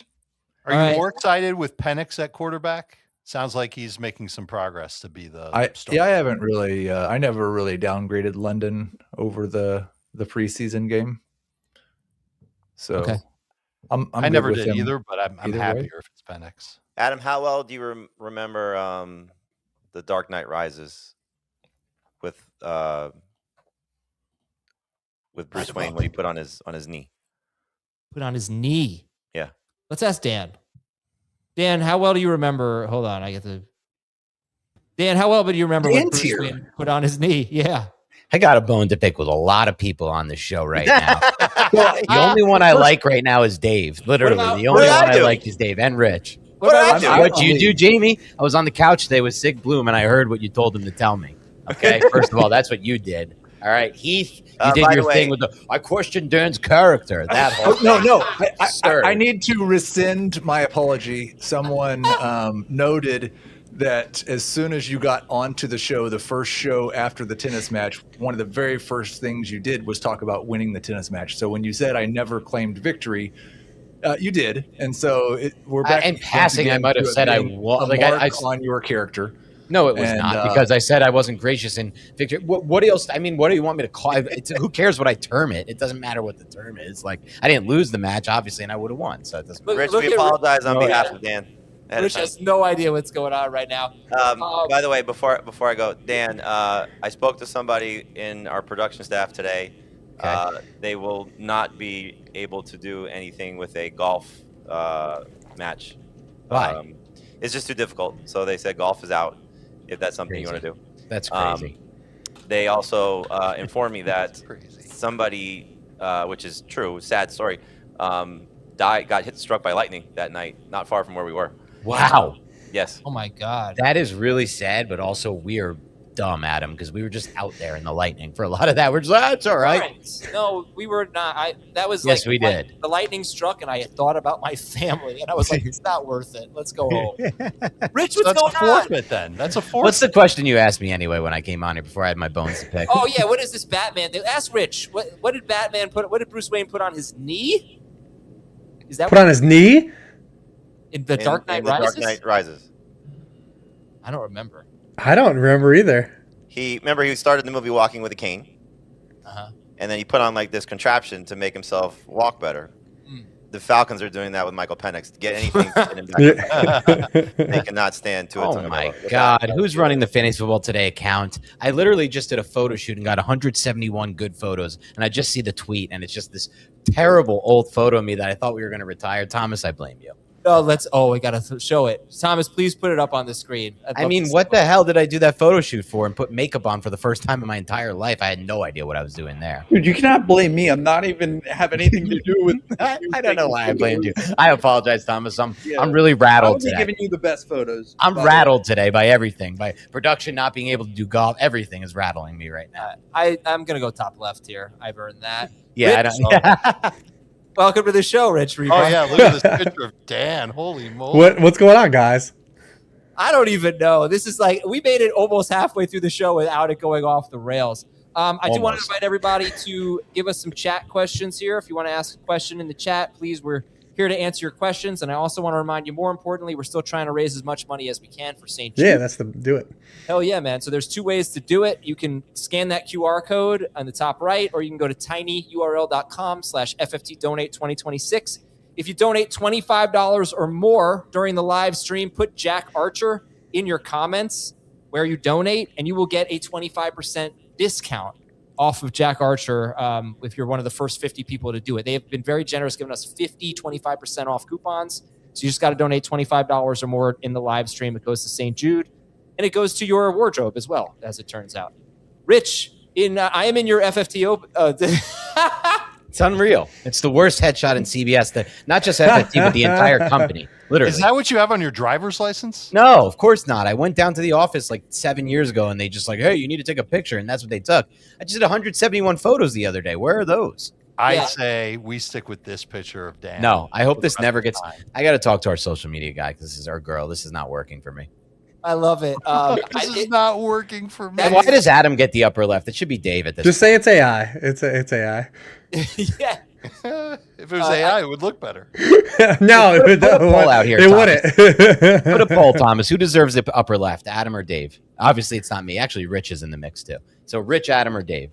Who deserves the upper left? It's not Adam. The host really should be in the upper left, I think. Right? Yeah, absolutely. Yeah, thank you, Rich. All right, we're going to get into some advanced metric stuff like NFL, like personnel trends and what that could mean for fantasy. If you do have any comments, let's see if we have any that I haven't read. How about this? What round would you take Sam Laporta in a 10-team PPR Superflex league Superflex league tight end premium? A lot going on there. 1.5 PPR for tight ends. What round would you take Laporta in? He just went round 6 in the FFT Open I'm in, and that's 1 QB, no Superflex. So you got to push it down a little. Maybe round 7, round 8. 10 teams, and it's tight end premium. Tight end premium. Jacob and I just had this discussion yesterday on the quarterback tight end show. Like, for some reason in tight end premium, I don't play in a lot of these. Rich, you can probably speak to this more. The top guys get boosted and like propped up in ADP, and then there's like middle range just goes where it normally goes. It's like, how does just that like QB? Sense? Yeah, just like QBs. Yeah. You do catch a lot of value in those, especially on FFPC. Just to give you an example, like my projections for tight end premium, like is Tyler Warren like 24th overall, like, and he goes usually like 3-4 turn at FFPC. So like. Laporta, full season projections, 35th player overall. Like, just because you get it's so much juice, right? Like it's so much more than people realize. Like, guys like Harold Fannin are outscoring like Tet McMillan. It's hard to get your brain around it, but it is funny that the top 4 guys go high, really the top 3, and then you have like a little bit like hop skip to Tyler Warren after the top 3, and then you're right, like the middle guys all just like go like three rounds later, like, and then you get that little jumble. Yeah, I really think I would like to just, in case I haven't made myself clear on this topic in the past, I think tight end premium is so stupid. It is the worst format in the history of formats. Wow. I hate everything about tight end premium. I will never be in your tight end premium league, and you should never play it. Wow. Yeah. I mean, the bummer is those big tournaments, a lot of them are tight end premium, and I do want to chase the lottery tickets, but I don't disagree with you. I think that the way to fold tight ends in, because don't make me play bad players, right? Like don't make me play, don't make me have to draft Chigakonkwo, man, and play him. Like, just make wide receiver and tight end like a position, and let me choose when I want to play Bowers, and I want to pay up for Bowers compared to a wide receiver or not. Yeah, I'm fine drafting tight ends. I just hate the premium thing. Dave? No, I was going to say, and in that type of situation where you don't have to start a tight end, the value falls out from the bottom of just every single tight end. Yeah, it's like kicker. Don't make me play bad players because it's a position. Yeah, there you go. Right. I'll just ask you a question, Rich and Dan. Who's the tight end you're drafting a lot this year, Rich? Well, honestly, ironically, Laporta is my favorite guy kind of at ADP. He kind of goes at like a break where wide receiver and running back kind of flatten out a little bit. And then everyone is on the Lions, right? Like everyone's telling you how good the Lions are going to be. Goff's got all these indoor games. Well, Laporta's the cheapest piece in the offense. He's out-targeted Jameson Williams anytime that the two have played together on the football field. And then when you want to wait on tight end, you want a touchdown hunt, right, too? And like Laporta is one of these guys that you could say like, oh, he's drawing live to lead the position in touchdowns at a discounted price too. So he has a little bit injury risk. That little pocket of Kittle, Kraft, and Laporta, like none of those guys are clean clean from like an injury base, but like he is the youngest and I think in the best kind of outright offense. So I do get him the most often. His ADP is going to start to go back up because he was back at practice yesterday, and there are still going to be people that go into their draft rooms and they see the little injury tag next to him, and then they go to Fantasy Pros and they'll see his ADP is like at the 6-7 turn. I mean, as far as I'm concerned, that's a steal, and I'm a big fan of this Lions offense this year. A lot of the things that Rich said makes all kinds of sense. Rich, I don't know if you subscribe to the whole Drew Petzing theory where he used tight ends so much in Arizona that there's an idea that he can continue to do that, or he's being asked to continue that because it's like the one thing that he did really well with the Cardinals, and Laporta would obviously benefit quite a bit from that. Yeah, anytime we talk about like coordinator stuff like that, I tend to take it with a grain of salt because when you look at Arizona, like their best players were the tight ends largely, right. And the best players, like since I've been doing this for a long time and doing coordinator like breakdowns, the best players always get the football. Like, so if your best players are Trey McBride, he's going to lead the team in targets, right? He's inheriting a team that has Amon-Ra St. Brown, has a pass-catching running back, which he really didn't have in Arizona. You got Jamison Williams, probably a stronger wide receiver too. That was better than arguably all his wide receiver ones, and Laporta. So like, sure. I think he's going to be involved. They're going to he likes to run a lot of play action stuff over the middle of the field. But let me ask you guys a question. Was it a Drew Petzing thing? Or is it chicken egg? Is it Clayton Adams? Who is the real driver of that offense? I tend to think that Clayton Adams, going what I saw in year one from what he brought to Dallas, maybe interesting. Maybe Clayton Adams deserves a little more of that credit. Yeah, that's a good question, and I think for me the tight end I'm drafting is definitely Laporta. If I'm spending up, it's the same guy. I just think there's a big jump between him and the guys that you mentioned, between Kittle, Pitts, Fannin. I'm not in on Warren at his cost. The other guy down below that I'm drafting a lot of, and the cat's out of the bag now. It's like the only sleeper I've been trying to keep in a little bit for my home drafts, but now I talked about him beyond the box score. I see a potential really good run out at the end of the year for Terrence Ferguson. I was just thinking about this a little bit more. Sean McVay was talking about this. They've used him throughout training camp in all different positions. He's played X, Z, Y. Like they've basically just been like, you are a tight end by nature, but you're going to learn every role in this offense. And why do you think that would be the case? Well, one, it's the Sean McVay offense where it's all tight splits and everyone's kind of positionless to some extent. And two, you've got 30-what-year-old Devontae Adams, and you've got Puka, who is already hurt and has been hurt in the past. What if it runs out at the end of the year where one of those two is injured, Devontae or Puka, or potentially both, but let's just go with one of the two, and Terrence Ferguson is now like the 1 or 2 or 3 in this offense? I want that. That's exactly the run out that happened with Colston Loveland last year, not with the injuries, just kind of with a little bit with Rome, but just kind of with the focal point moving toward him. And he was the league winner at tight end in the fantasy playoffs. So it's a long play here, but I do end up drafting more Terrence Ferguson than any player so far. All right, we're going to get some talk about formations and advanced metrics and those things that Rich specializes in. But let's take a look at the draft here because our audience team is on the clock. They took Puka Nacua. We have to give them 4 options here. I was going to give them Bowers as an option, but Thomas wisely picked him in the second round. So that brings us, we're at pick 21. I'm gonna put Trey McBride out there. Just let's see how they feel about it. Trey McBride will be 1. I think Nico Collins and George Pickens should also be on the list. And then that I just don't know if there's a running back here. Genty, you know what? Let's throw Genty on there. You guys good with that? McBride, Nico, Pickens, and Genty. Who else is available? Rashee Rice, Chris Olave, Kyron, Jacobs, Javonte, Neighbors. Yeah, maybe wait on Neighbors. I like Nico, Olave, Pickens. I don't like any running backs here. Right, but I think Genty, just where I've seen him go in the FFT Open a lot in this range, let's give the people the option here. So I'd say McBride, Nico, Pickens, Genty. Let's just go with that, and we'll let people vote on it. But it's really interesting the way we're getting to the 11th hour of drafting after a summer of drafts, and the pockets of the draft are almost structurally the same. If you pick the front, you're almost always going. The first 2 picks are almost doing anchor running back because the running backs at 2, 3, and 4, 5 are worse than the receivers. The teams in the back half, you get a lot of RB builds, and the teams in the middle are almost driven to almost a 0 RB or a heavy wide receiver draft because the RB1s are cut off now by the time you pick in round That's so 2. true. It's almost to a T. We're seeing this in the 11th hour. Yeah. I've toyed with the idea of you're in large field that at 3-4 you can also include Christian McCaffrey, because he's the one guy that if the red flags hit, you lose anyways. But he's the one guy that can rival the top 2 picks. He outscored him by 50 points last year, and you just have a lot more flexibility building out in rounds 2 through 5. It's something I threw out there, and I said I know this isn't for everyone, because obviously CMC comes with his own baggage, but I do think that if you do hit, especially in larger field stuff, like he makes a lot of sense in those spots, because the receivers are just better than the running backs in the next like 3 or 4 rounds. And that's a great point, because the beginning of draft season, it felt better to get like Puka or Chase or, JSN, Amon St. Brown. And now what used to be, you could get like Walker or Hampton on the comeback. You can't get those guys anymore. They're gone. So now you're stuck in a weird spot. I almost hate those picks now most out of snake drafts. Or I'm like you, Rich, I just take CMC. I'm seeing that a lot. I'm seeing McCaffrey, but I'm also seeing people taking James Cook. Sure. People taking Jonathan Taylor as whatever top you 5 like picks, there, because they don't want to go 2 or if not 3 rounds without taking a running back.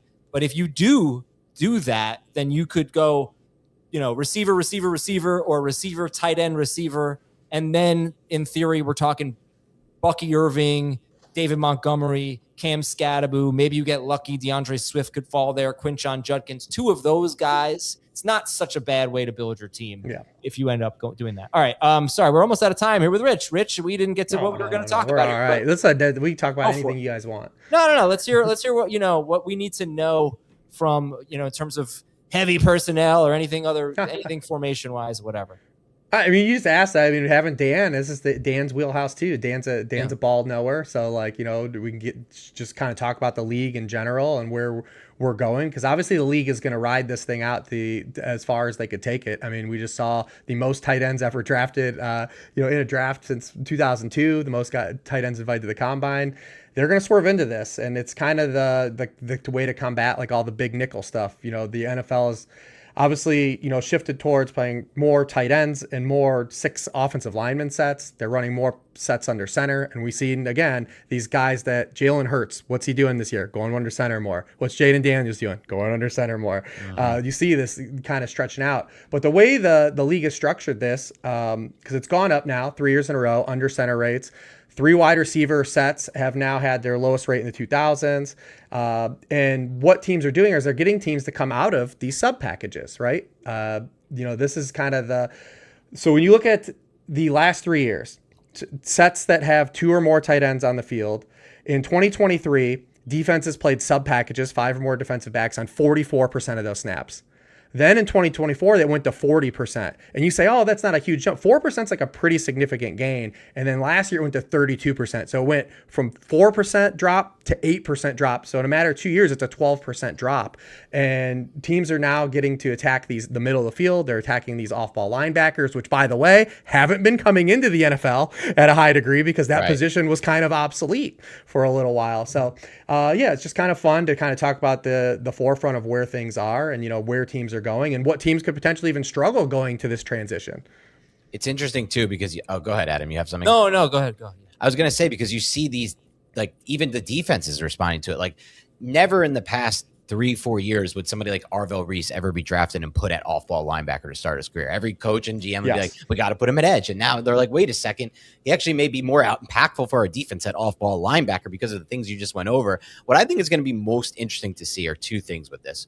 One, I know we're going to see more tight ends on the field, but are we also going to see a proliferation? And I think we might with the teams that can do it. The Giants are already talking about this. I know the Jags are talking about this, of coordinators and play callers who are not sticking in one personnel group and they're just mixing and matching personnel all game every week. That's going to make things a nightmare for us from a fantasy standpoint. It's been that way for years, hasn't it? No. There's been a lot of teams that have just stuck in 11 personnel with the same guys. Like the Giants at one point were historic during the McAdoo years for 92% 11 personnel. You're never going to see that. But that was like a decade ago. No, it was at this point, like a decade ago. Well, you have teams like the Bengals, right? Still the teams like the Bengals, right, are running this. And I still think there will be the Bengals type teams. Mm-hmm. And my point is if there are some teams that are staying in one personnel, I think the Packers will be like that this year, mostly in 11.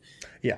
then like, are those the teams we want to target in fantasy? Because those are the guys we can rely on to actually play. Like, I like Isaiah Likely, but there's a possibility he's not on the field a lot this year, despite them giving him that contract, because they're using 21 personnel with Ricard, or like 22, and they have the other 2 tight ends, Manhurts. And yeah, but you know what? Like, when he's on the field, he's going to get targeted, and when he's off the field, they're going to be running the ball a lot.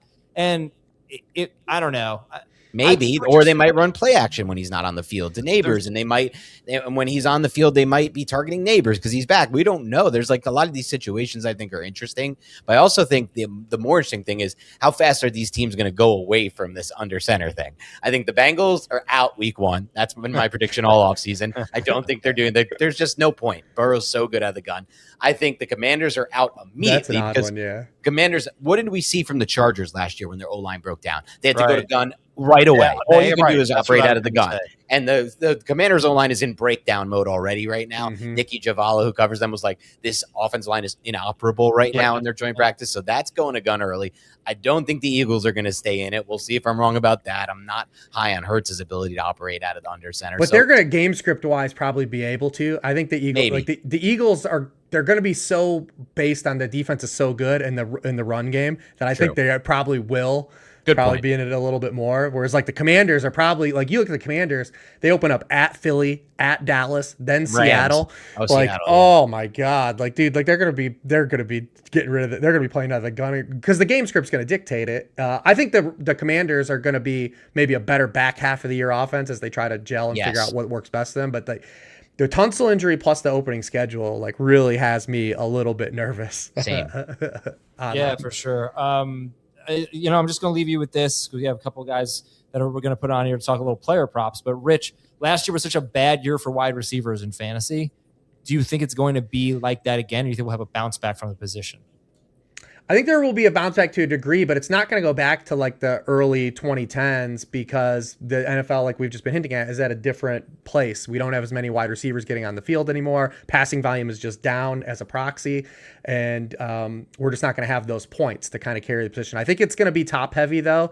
I think we're going to see the wide receivers at the end of like come February, the wide receiver ones are going to matter, but I can tell you what, like, I think that's a wide range of who those guys could be. I mean, there's a number of guys that have an ADP or like wide receiver 15 to maybe stretch it out to wide receiver 30. There are 6 to 8 guys in that bucket. If you were to tell me those guys were wide receiver 1s, I'd be like, okay. Yeah, like if you were to tell me Jalen Waddle finished as a wide receiver 1 or Zay Flowers or Tet McMillan or Mecca Igbuka, there's a whole list. I would just be like, yeah. I would be like, yeah, cool. I see that. So, So the unfortunate thing is, I think when the way we're drafting right now still, because I would love to go against the grain of all these early running backs, but to me there's a cutoff. But to me, the pocket of wide receiver is still the strength of the position in these drafts is that gap. And like when you look at the back end wide receiver 1s compared to those guys, I don't see like a wide enough delta to be like, oh, I'm going to force, CeeDee Lamb at the 1-2 turn or, take a Neighbors in the middle of round 2 coming off his injury. I still want to get, a Hampton or a Kenneth Walker, a running back that has a shot at 12 to 15 touchdowns because I can get a Zay Flowers. I can get a Jalen Waddle. I can come back and get 2 of those guys later. So yeah, long-winded answer here, but I think it bounces back to a degree, but like we're not going back to where just wide receivers are running the whole fantasy game like we were in the early 2000s because it's just a different game right now. Yeah, that's right. All right. Well, Rich, Malik Neighbors still on the board in this draft we're doing here. Tell us how we can find your content. Yeah, I'm over at sharpfootballanalysis.com. Finished the draft kit, just updating it. Please turn off injuries these last couple of weeks, these last 18 days. But all my content's over there, just updating it for the remainder of the summer here. Awesome. Thank you very much to Rich Hribar and Dan Schneier. Good stuff, guys. Dave, the team 4 took Nico Collins. They have Puka Nacua and Nico Collins. There we go. There's your wide receiver build. And we've got 2 more guests coming on right now from Sportsline. Here we go. We got EC and Sia, Eric Cohen and Sia Nejad joining us today. Sia, what's going on? What's up? I just saw you. This is really great to be on the show. We're raising money. I've got EC and Dave with me, my 2 prop show guys, every Friday at 3:00. We got prop stars on that show too. What's not to be excited about? Is it 3 or 4? It might be 3. It might be 3. It's 3. Yeah, I think it was 4 last year. I should probably figure out what time our show is going to be on. if I'm going to be on it. But it's awesome to see you too. EC, how are things out west, my man? Uncle Dave, it's 117 out here in Scottsdale, Arizona. A little warm out here, but I'm excited to be on with you, Adam, and Sia. I mean, football season's right around the corner. We get to do our show. You educate me every Friday, and I get to make more kicker props every week, and that I'm excited about. True. Kicker props. Wow. That's, I don't know how popular that's going to be with the fantasy community. They seem to hate kickers are people too, you see, aren't they? Yeah. No, but here's the thing. You should not have a fantasy league with kickers. I believe that. With that said, you should bet on kickers. So just because you don't have them in your fantasy league, you should bet on them. So that's kind of where I stand with it. Like I'm looking at the most field goal prop in the NFL. And last year, Kaimi Fairbairn won. He's plus 550 this year. I like him and Cameron Dicker at plus 750. There you go. Some value right there. For the record, EC would bet on the beer vendor at a football stadium if he could. He'd parlay it for sure. Yeah, right. There He would parlay the parking attendant with the beer vendor, the over on field goals made in a game. That's like heaven to EC. You got to bet kickers. I know that I remember the first fantasy Sportsbook's wet dream, for crying out loud. Oh, jeez. I remember the first fantasy league I won. Do you guys remember the first bet you won? The first bet I ever won? That's tough. I mean, my dad and I used to bet Super Bowls, and I would take $1 from him pretty much every year. That was when I was like 10. It's been a long time because, the offshore stuff and whatnot. Mm-hmm. I can tell you the one that I remember is like 2015, 2016, but it was a golf bet where I double bet Tony Fino at the Puerto Rico Open, but this is a football show. Yeah. Adam, I remember the bets I lose, not the ones I win. That's right. Sia knows that from the golf show that I do with him every week. I remember the bad beats. I don't remember the big wins. It seems like a lot of people are that way for sure. All right. So Sia gave us some of his favorite season-long player props for football for 2026. Let's take a look at some of them. So Marvin Harrison Jr., over 824.5 receiving yards, minus 110. Let's start with that one. What's your reasoning there? I mean, let's buy the dip on some of these. Like I'm when the stock is high on, let's say, the New Orleans Saints, I'm probably going to be under on them. When the stock is as low as it can probably be for Marvin Harrison, I'm going to take the over on him. But there's certainly logic behind the over 824.5 receiving yards, minus 110. I mean, first of all, we remember last year, remember the first 2 years, but let's not forget he surpassed this line in year one as a rookie. He had 885 receiving yards. Last year, he only played in 12 games. He had some kind of weird injuries. He had that concussion. Then he had another odd injury. He had 608 yards in 12 games. And that was an awful year, apparently. And the rookie year was not a good year for him, apparently. And still in that rookie year, he passed this. Now look at the game scripts that the Cardinals are going to have. I mean, you're going to have Jacoby Brissett, most likely, probably not Carson Beck. Jacoby Brissett most of the season passing to Michael Wilson and Trey McBride and Marvin Harrison. And I think Marvin Harrison maturing another year. He's shown it before that he can surpass this. The game scripts are going to be beautiful for him, especially in the third and fourth quarter. I think he can get to 1,000. I don't think it's going to be that strange if he does. I love the move to a Mike LaFleur offense. And I noticed this in the first preseason game, a lot more horizontal route running, a lot more route combinations that just worked out a lot better than what Arizona had before. Brissett knew what he was doing out there. I love the throw from Brissett to Harrison for the touchdown. I don't think Harrison particularly did anything good on that play, but Brissett did. And this is going to be an offense that's going to be chasing points again this year. Mm-hmm. Don't like this defense at all on paper. I know that the practices, they've had joint practices. They've struggled there to stop their opponents in even their inter-squad scrimmage. Their defense did not play that well. We've seen Harrison average like around 50 to 53 yards per game. If he stays healthy, he should be able to crash this number pretty easily. So I like the over. Doesn't mean I want to have him on my fantasy team, though. This is not a player that I'm saying is going to break out and have a big year. More of a number 3 option. I've put him behind Parker Washington, Christian Watson, Jameson Williams, Brian Thomas Jr., 2 Jaguars over 1 Arizona Cardinal. But give me him in that early round 6 range. But Uncle Dave, what about Michael Wilson? So Jacoby Brissett locked into him last year, even though Harrison was out. But we saw Michael Wilson was a target monster in the last half of the year. I like him, and I like his player props over I think it's somewhere in the 600-700 yard mark. I love that. I do too. And it wasn't just, there was so much hubbub in the offseason about, well, Michael Wilson's going to be in the Puka Nacua role, and then Marvin Harrison's going to be in the Devontae Adams role. And maybe we saw that to a degree in that first preseason game, but I think both of them are going to run routes that are kind of similar to Puka, meaning they're going to get short targets. They're going to run digs. They're going to run outs. They're not going to be vertical. The thing I loved about Michael Wilson is that there was a play where he ran a hitch or dig, and he tried to make himself available immediately. That was something different from last year, where he would just stand there and hope that the quarterback would see him. He didn't do anything to try and make himself available. And so I love that over for Wilson more than I love the over for Marvin Harrison. And I love that we can get Michael Wilson. I want to say the ADP is like 15 picks, Adam. I don't know if you've got it in front of you. Yeah, I can look that up for you. But I think that they could end up being relatively close in terms of yardage over the course of the year. And it was really Michael Wilson doing huge damage when Marvin wasn't on the field last year. And then even when Marvin did come back, he wasn't quite the same. And the door was open for Michael Wilson to be okay. I don't think we're going to see anything like we saw when Michael Wilson was dominating in fantasy. That's out the window. I don't think you're going to see that unless Marvin Harrison misses time, in which case it would be bad for your prop, Sia. Fair enough. I like both. Marvin Harrison Jr. is 74th, and this is CBS ADP. Michael Wilson, 103rd. That's ridiculous. Yeah, that's wild.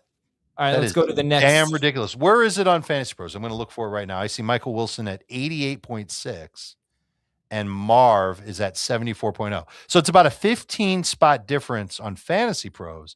But it sounds like if you're drafting on CBS, you're going to be able to get Michael Wilson for an absolute dream of a deal. Colston Loveland is going to need to score some touchdowns. The prop is 5.5 receiving touchdowns, and you like the over, even though it's minus 145? Yeah, there's a lot of juice here. I like the over. I think Loveland's going to have a great season. I'm not breaking any news there. I just think this number is too low. I'll note that Prop Stars, who's also on our prop show every Friday at 3 o'clock. Are we starting that? No, it's next week. Next week is going to be our first show, I believe. But he likes his over 800.5 receiving yards. I'll take the touchdowns here. I mean, I like them both, of course, but I just think he's such a great target for Caleb Williams. He proved that last year. Certainly, running all the routes, he can. The yak is really good for him. But especially with Caleb Williams, a lot of his off-script stuff. I think a lot of that he's going to find a lot of comfort in Colston Loveland in the green zone, red zone. So I think 5.5 is just too short. The player milestones bet gives Colston Loveland at plus 200 odds to get 1,000 yards. If Ben Johnson wants to lead the league in total points or lead the NFL history, the most total points in NFL history, they're going to throw that ball around the lot. I think Colston Loveland going to have a big year. I've seen him going in the third round in drafts. So Sia, I love your prop, and I could see him getting 1,000 yards and 8 touchdowns in that offense. Am I crazy? Proppy certainly thinks so. I mean, he's made the case. I'm double checking to see what the targets per route run were for Loveland in those 6 games. So there's a sample of 6 games where DJ Moore was on the field, Rome Odunze was on the field, Luther Burden was playing, and so was Colston Loveland. And so I've brought it up. It's a 6-game sample and includes the 2 playoff games. Colston Loveland's target per route run rate in the red zone was 28.6%. It was actually behind Rome Odunze and behind DJ Moore. We know that DJ Moore isn't there anymore, and that there's certainly an opportunity for Loveland to pick that up. Only 1 touchdown in the red zone in those 6 games. That's weird to me.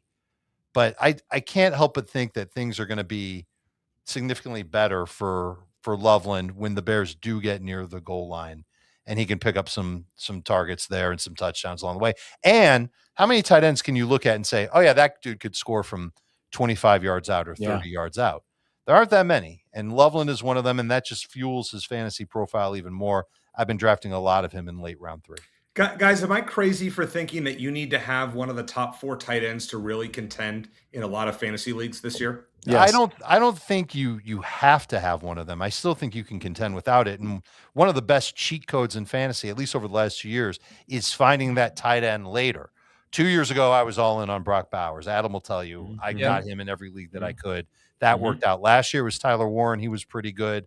Other people drafted Colston Loveland. Some of them cut him And then other people picked him up off the waiver wire. Some people were patient with Colson Loveland, and we know how his year finished. But there was also guys last year like Jawan Johnson that came out of nowhere and ended up being quite solid for fantasy managers. I don't think anybody's racing to get him back on their team this year, but he was still at least decent. And I think as long as you can solve your tight end problem, Harold Fannin also deserves an honorable mention. He finished with almost 12 PPR points per game. I think when you can do that, when you can find that tight end after that big rush of elite level tight ends early in drafts, you're going to obviously pay off better because you're getting a great value at a tight end at a much lower draft price, or even better off the waiver wire during the year. Yeah, no, it's a big advantage, but it's a position that we use the term greater late. Over the last 10 years, if you look at the 50 tight ends who have finished top 5 over the last 10 years in PPR overall, not per game, 38% of them have been drafted in round 10 or later. So it's a position where guys kind of come out of nowhere. And almost every single one of those 50, I want to say 46 or 47, have been first or second on their team in targets. It's the most important aspect for tight ends to finish. And the funny thing is, like, it's conceivable that Loveland is third on his team in targets. I don't think that's going to happen. I don't either. But it is conceivable. He's, it's not conceivable for, I guess it's conceivable for McBride, but I doubt it. Not for Bowers. Maybe for Warren. I don't know. But anyway, we're getting off subject here. Real quick, 2 things before we let you guys go. We'll get one more prop to talk about from Sia. But our audience team is up again with their 3rd round pick. They have Puka Nacua and Nico Collins. This is a PPR league. We're starting 2 wide receivers, but we're starting 2 flexes. So you can do whatever you want here. I should have put Josh Allen on this, but I didn't. So your 4 options for your 3rd pick with Puka Nacua and Nico Collins are Trey McBride, Ashton Genty. Let's see if this is the time for Genty. Kyron Williams and T. Higgins. McBride, Genty, Kyron, T. Higgins. It's a nice little combo to offer them. Yeah, you could start with 3 receivers here because you can start up to 4 of them. But we'll see. McBride, Genty, Kyron, Higgins. Go ahead and vote, and we'll see what the results are. Sia, let's get another prop. All right, I'm going to give you one more, and it's going to be wild, and it's sort of directed at Dave because, Dave, you were at Bucks practice today, right? Not today, yesterday. Yesterday, okay. Real quick, though, it's on me for FFT Open. I'm going to let you guys decide for me. I have 2 running backs. I have 2 receivers and a quarterback. Just assume I did okay. I don't have time to give you all the information here. I have 2 running backs, 2 receivers, and a quarterback. I can choose between Tony Pollard. Okay, so in case I want to take another running back because the drop-off is severe at this point after a couple of guys, Jamison Williams or Devontae Adams. Those are the 3 I'm going to give you. Who do you choose? Between Pollard, Adams, and JMO, I would take Adams. Devontae Adams. Yeah, I love Devontae Adams right now. Maybe I'm crazy, but he's a round 4 pick for me. EC? Am I crazy to think that Nick Singleton may take over that role later in the year if as he does, Tennessee's playing out the string? I don't think you're crazy, but I don't know if that means good things. Well, I'm out on Pollard. Either way, I'm out on Pollard. And JMO is too inconsistent, so you got to go with Devontae. And by the way, Dave, thanks in our Dynasty League for trading me Devontae Adams. I'm worried Adams is getting too old. I'm just worried about a soft tissue, a Mike Evans situation. So here's the thing. I looked at this. I wish I had the names, but I looked at wide receivers who missed 4 or more games last year. And Mike Evans did, and I think Devontae Adams may have missed 4. Whatever, and those guys are kind of older, but so did Drake London, and so did Malik Neighbors, and so did Brian Thomas Jr., and there were so many names of young players who got hurt that I was just looking at it if you're worried about Adams' performance, I get that. I can't really be too worried about injuries because they just happen to everyone, and they happen to that's young fair. guys. Yeah, All right, here's the wild one. I'll just be 10 seconds on this. Most regular season rushing touchdowns, 80-1.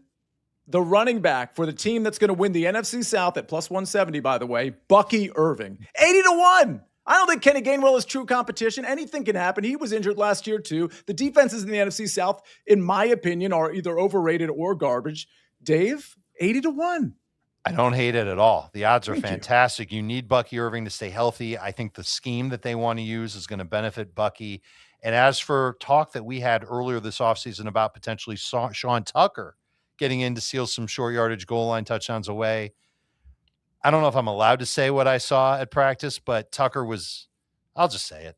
Tucker wasn't working with the starters. And it's not like they were doing goal line drills. So take it for what it's worth that he wasn't working with the starters. They could always keep him on the team and then just use them for that specific role if they want. But that's something teams usually don't do.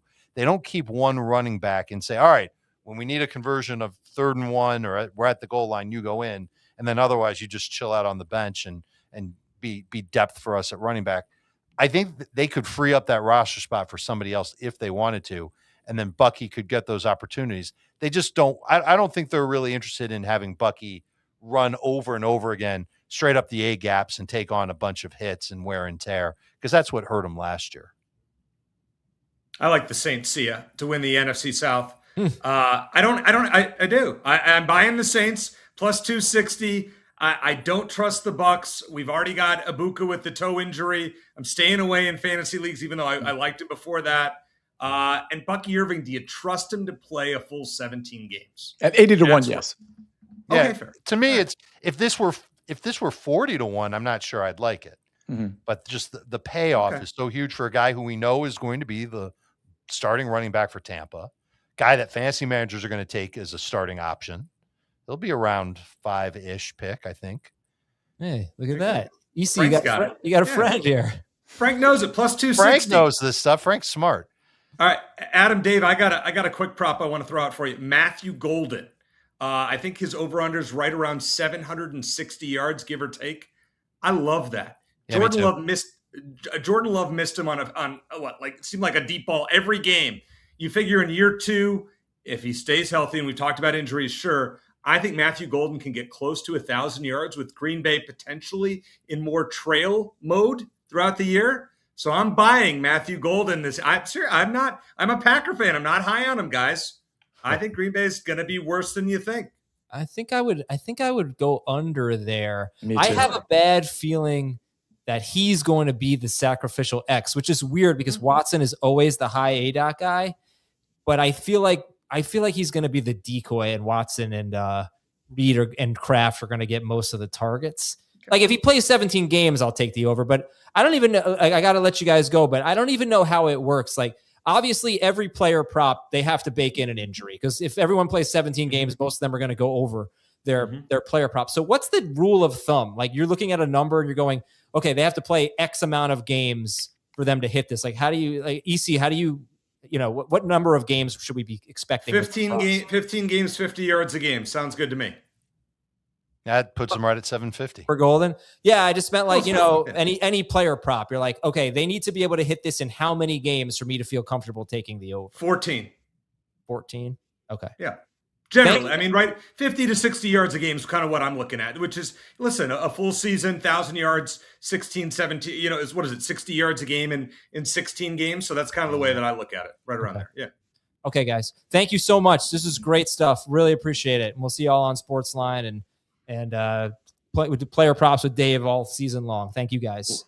Thanks, Adam. See you, Dave. Gentlemen. See you soon. Oh, wow, Dave, 2 out of 3. We're going into hour number 3. Oh, Joe Pisapia is here. He just snuck up on me over there. Who else is going to sneak up on me? I think Jamie's here.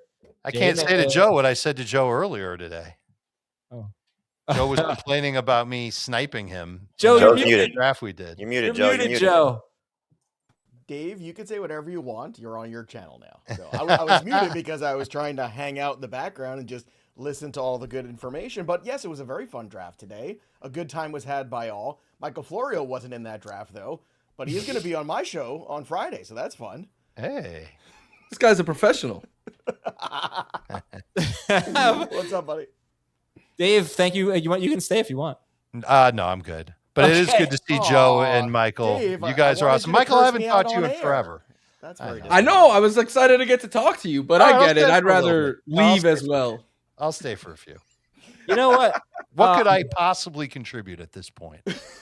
We could have Mike kind of look at our draft-a-thon league and see who did the best. It's like just kind of critique all of us. I kind of like it. Yeah. Yeah, I like that too. I don't think we've had Mike on really. He's friends with Frank Stanfill. I think he kind of looks like Frank Stanfill personally. High school friends.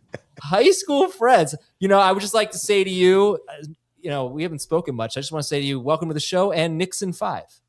Nixon 5. I have a Knicks shirt on right now. I have a Knicks sign This here is gonna be the and whole there segment and now. and there. Why It's did covered. you do My that? whole office is covered in Knicks stuff. That's As it should be, man. Awesome. 20 minutes. Congratulations. Knicks in 5, yeah. I think you were at the parade, or you're just celebrating the night they won? What was it?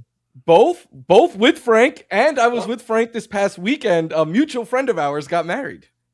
Very cool. That is awesome. I would love to hang out with you guys. Let me know next time you guys are getting together. Joe, how are you? I'm doing well. I was not invited to that wedding, but I'm still doing well. And JB, welcome back. All right, let's. I mean, this is an honor to be here. Let's see if we have any other. Someone wanted to know Michael Wilson or Jordan Addison. You guys talk No, about it's not Garrett Wilson. Because we were talking about Michael Wilson earlier. So this one I am certain of. I would take Michael Wilson. Okay. Same. I'm sorry. I'm trying to pull up the draft from the draft-a-thon, so I'm all thrown off. Multitasking's hard, Adam. It's okay. Yeah, it is, right? Thank you. You're hosts. You guys know what's going on here. All right, you ready?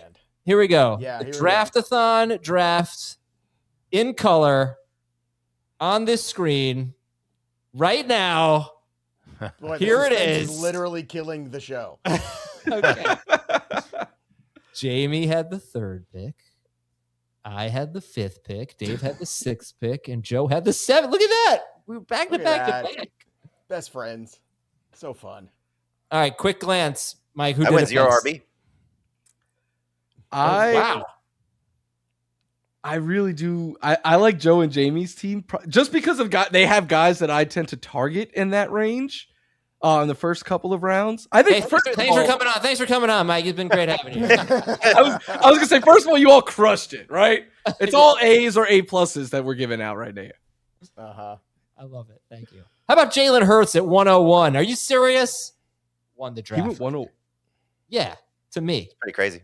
When did Dak go? He went late. How about Dak? He was round 11. Who took him? 126 to Dave. Insane. All right. Well, we have more fun things to do here. We're gonna do some tiers. We're gonna do some running back tiers. We're gonna do some tier maker. Did we get that 4th pick in the draft-a-thon league? Someone took Shedeur Sanders for them instead of the 4 players I nominated, but who won the poll? They had Nico Collins. Oh, okay. They had Nico Collins and Puka Nacua, and they went with Ashton Genty with their 3rd pick. So that was 28th overall. Ashton Genty went. All right, let's bring up tier maker here, and let's make some running back tiers. We got 4 or 5 tiers. Elite, must start, good but a little nervous, meh, and I'd rather not. And these are roughly the top 24 running backs. So who's going in the elite tier? Gibbs and Bijan for sure. Bam. I'm glad we're here, Florio, to contribute. I Yeah. feel Go like ahead. we're bringing a lot to the show. Speak. Joe, Florio. Who's going in That's the it elite for me. tier? I have those guys in a tier of their own. Okay. I would agree with that is the elite, especially because of age. I don't know where Jamie stands on that, but I can't put McCaffrey in that same grouping still. No. Joe's kind of low, by the way. Yeah, it's all right. It's it's not a podcast. It's a live stream. Fine. You are a little quieter than us. But he's going to forget when he goes back on his show, and then he's going to be like super loud, Joe. We don't want that. How's that? Does that make any difference? That's better. Okay, there we go. All right, must start. There's going to be a lot of guys then, right? I have a spicy take. Go I'm ahead. putting CMC in the I'd rather not category. Oh, I second that Love it. motion. you guys are idiots. That's why you didn't like my team, is I took McCaffrey 5th overall. You also had Drake London. Those are 2 fades for me. There you go. All I fades all haven't the drafted time. London once, but he came back to me. What was that, like 20th or something? I I felt don't think like it was a bad value where you got him, but I don't know. I just can't wrap my mind around CMC as a top 5 pick this year. I understand the reasons why everybody else, still wants to go in. I get it. I just don't feel like I need the risk as a top 5 pick. If he's going at 8, 9, 10, I'd be all in because I think it's just easier to back it up. But when you go top 5, I mean, I feel like you gotta really lock something in there. I've taken him once so far. It was last night in the draft. It was 11th overall. It was too hard to pass him up at that spot. Yeah, if he falls that far, yeah. I'm just curious if Adam's going to do it when there's money on the line because every draft I've seen him do it's been when there's no money on the line. Yeah. Well, first of all, I don't play for a lot of money. So one of your leagues with the most is like $50 or something. So yes, I would take McCaffrey. Not necessarily every time at 5 overall, but I really love having Christian McCaffrey on my team. It's very fun. Do you guys care, Mike? Do you care at all about, I think a lot of people take a running back there over a wide receiver because they are not going to get a running back they like in round 2. They feel like that's a wide receiver spot if you have a top 5 pick in the first round. Does that factor in for you at all? No, I think you should be taking the best player available in the first round. And to me, I've been getting a lot. I don't love being in the middle of drafts, but I have been getting a lot of middle of the draft picks. And I've been taking Amon-Ra St. Brown a whole bunch. My thing with CMC is I think you either need to be all in or all out. And for me, I'm all out. But if I get it, he could fall to a point, but the risk is the same, and you're still getting great running backs at the end. So my thing is always I'm just hoping and praying that someone else takes him. And luckily for me in all my drafts so far, someone else has always taken him before I've really had that problem. Can I share a fun analogy I made on my show for CMC? This is a family program, but I'll do my best. Taking CMC is either the best sex of your life or sexually transmitted disease. It's one of those two things. And you have to decide what kind of risk and how you want to roll the dice in your life. And I think that's fair. And everyone's allowed to live their life however they want, but I'm pretty much sure those are the two choices you're going to end up with. No, I reject It's a good thing that nobody could hear you, so they wouldn't know. I reject that because, first of all, all of a sudden my volume's much lower again. What happened? I don't know. Don't you think you can get option B when you're having option 1, option A?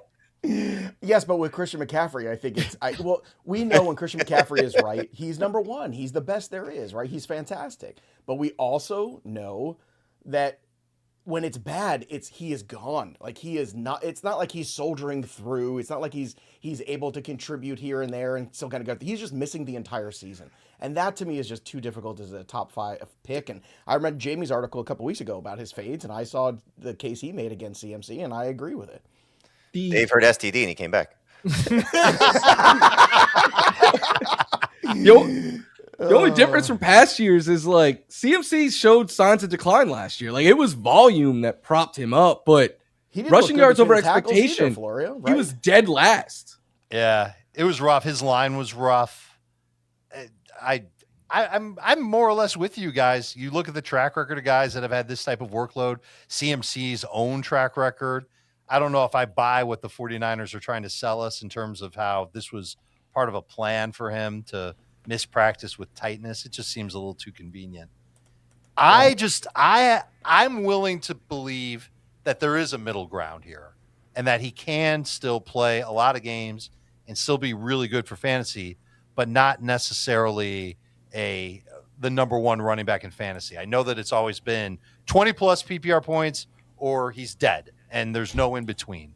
I think that there's room for him to finish somewhere around 16, 17 PPR points per game. I want to draft him there. I am expecting a decline, obviously, from last year. He had a career high with the Niners, 7.6 targets per game. That's about 2 targets per game higher than he had any other year there. I think he's just okay. I shouldn't say just okay. I think he's worth a round 1 pick. I just don't think he's worth a top 5 pick. I'm willing to take him toward that back end of round 1. Okay. Let's get back to the tiers here and who are the must-start guys. This is probably going to be a big group. So Jonathan Taylor, James Cook, Derrick Henry. Can we give him some love, for God's sakes? Can we give Derrick Henry some must-start love? I feel like nobody cares. I would put every him year good, about but a Derrick little Henry. nervous. I would put him good, but a little nervous too. How many years are we going to do that with Derrick Henry? They were good and nervous, and his 1,500 yards and 16 touchdowns later every single year. One of those years, though, it's going to eventually stop. But it was 1 year where he had half, and the pace he was on that year was ridiculous. There were still guys. But he was 28. He's 32 now. I understand, but he's still averaging over 5 yards per carry. He's still hitting all the right metrics. He's still playing in the same, situation here with personnel. He became part of 2 crappy trends that year. The rushing leader the following season has not been good the last 5 years. So just keep that in mind with James Cook. But the rushing leader the following year since 2020 has lost 825 yards off their number, just total number, the following season. Part of that was Henry getting hurt that year. And CMC getting hurt, just to tie him in as well, 2024 after leading the league in rushing 2023. And also Derrick Henry was coming off his 2,000-yard season, and every 2,000-yard rusher has been miserable the year after as well. I did some research for the Black Book last year going into with the Saquon Barkley stuff, and I was looking at running backs that had 400 or more carries, just carries, not even touches, just carries specifically.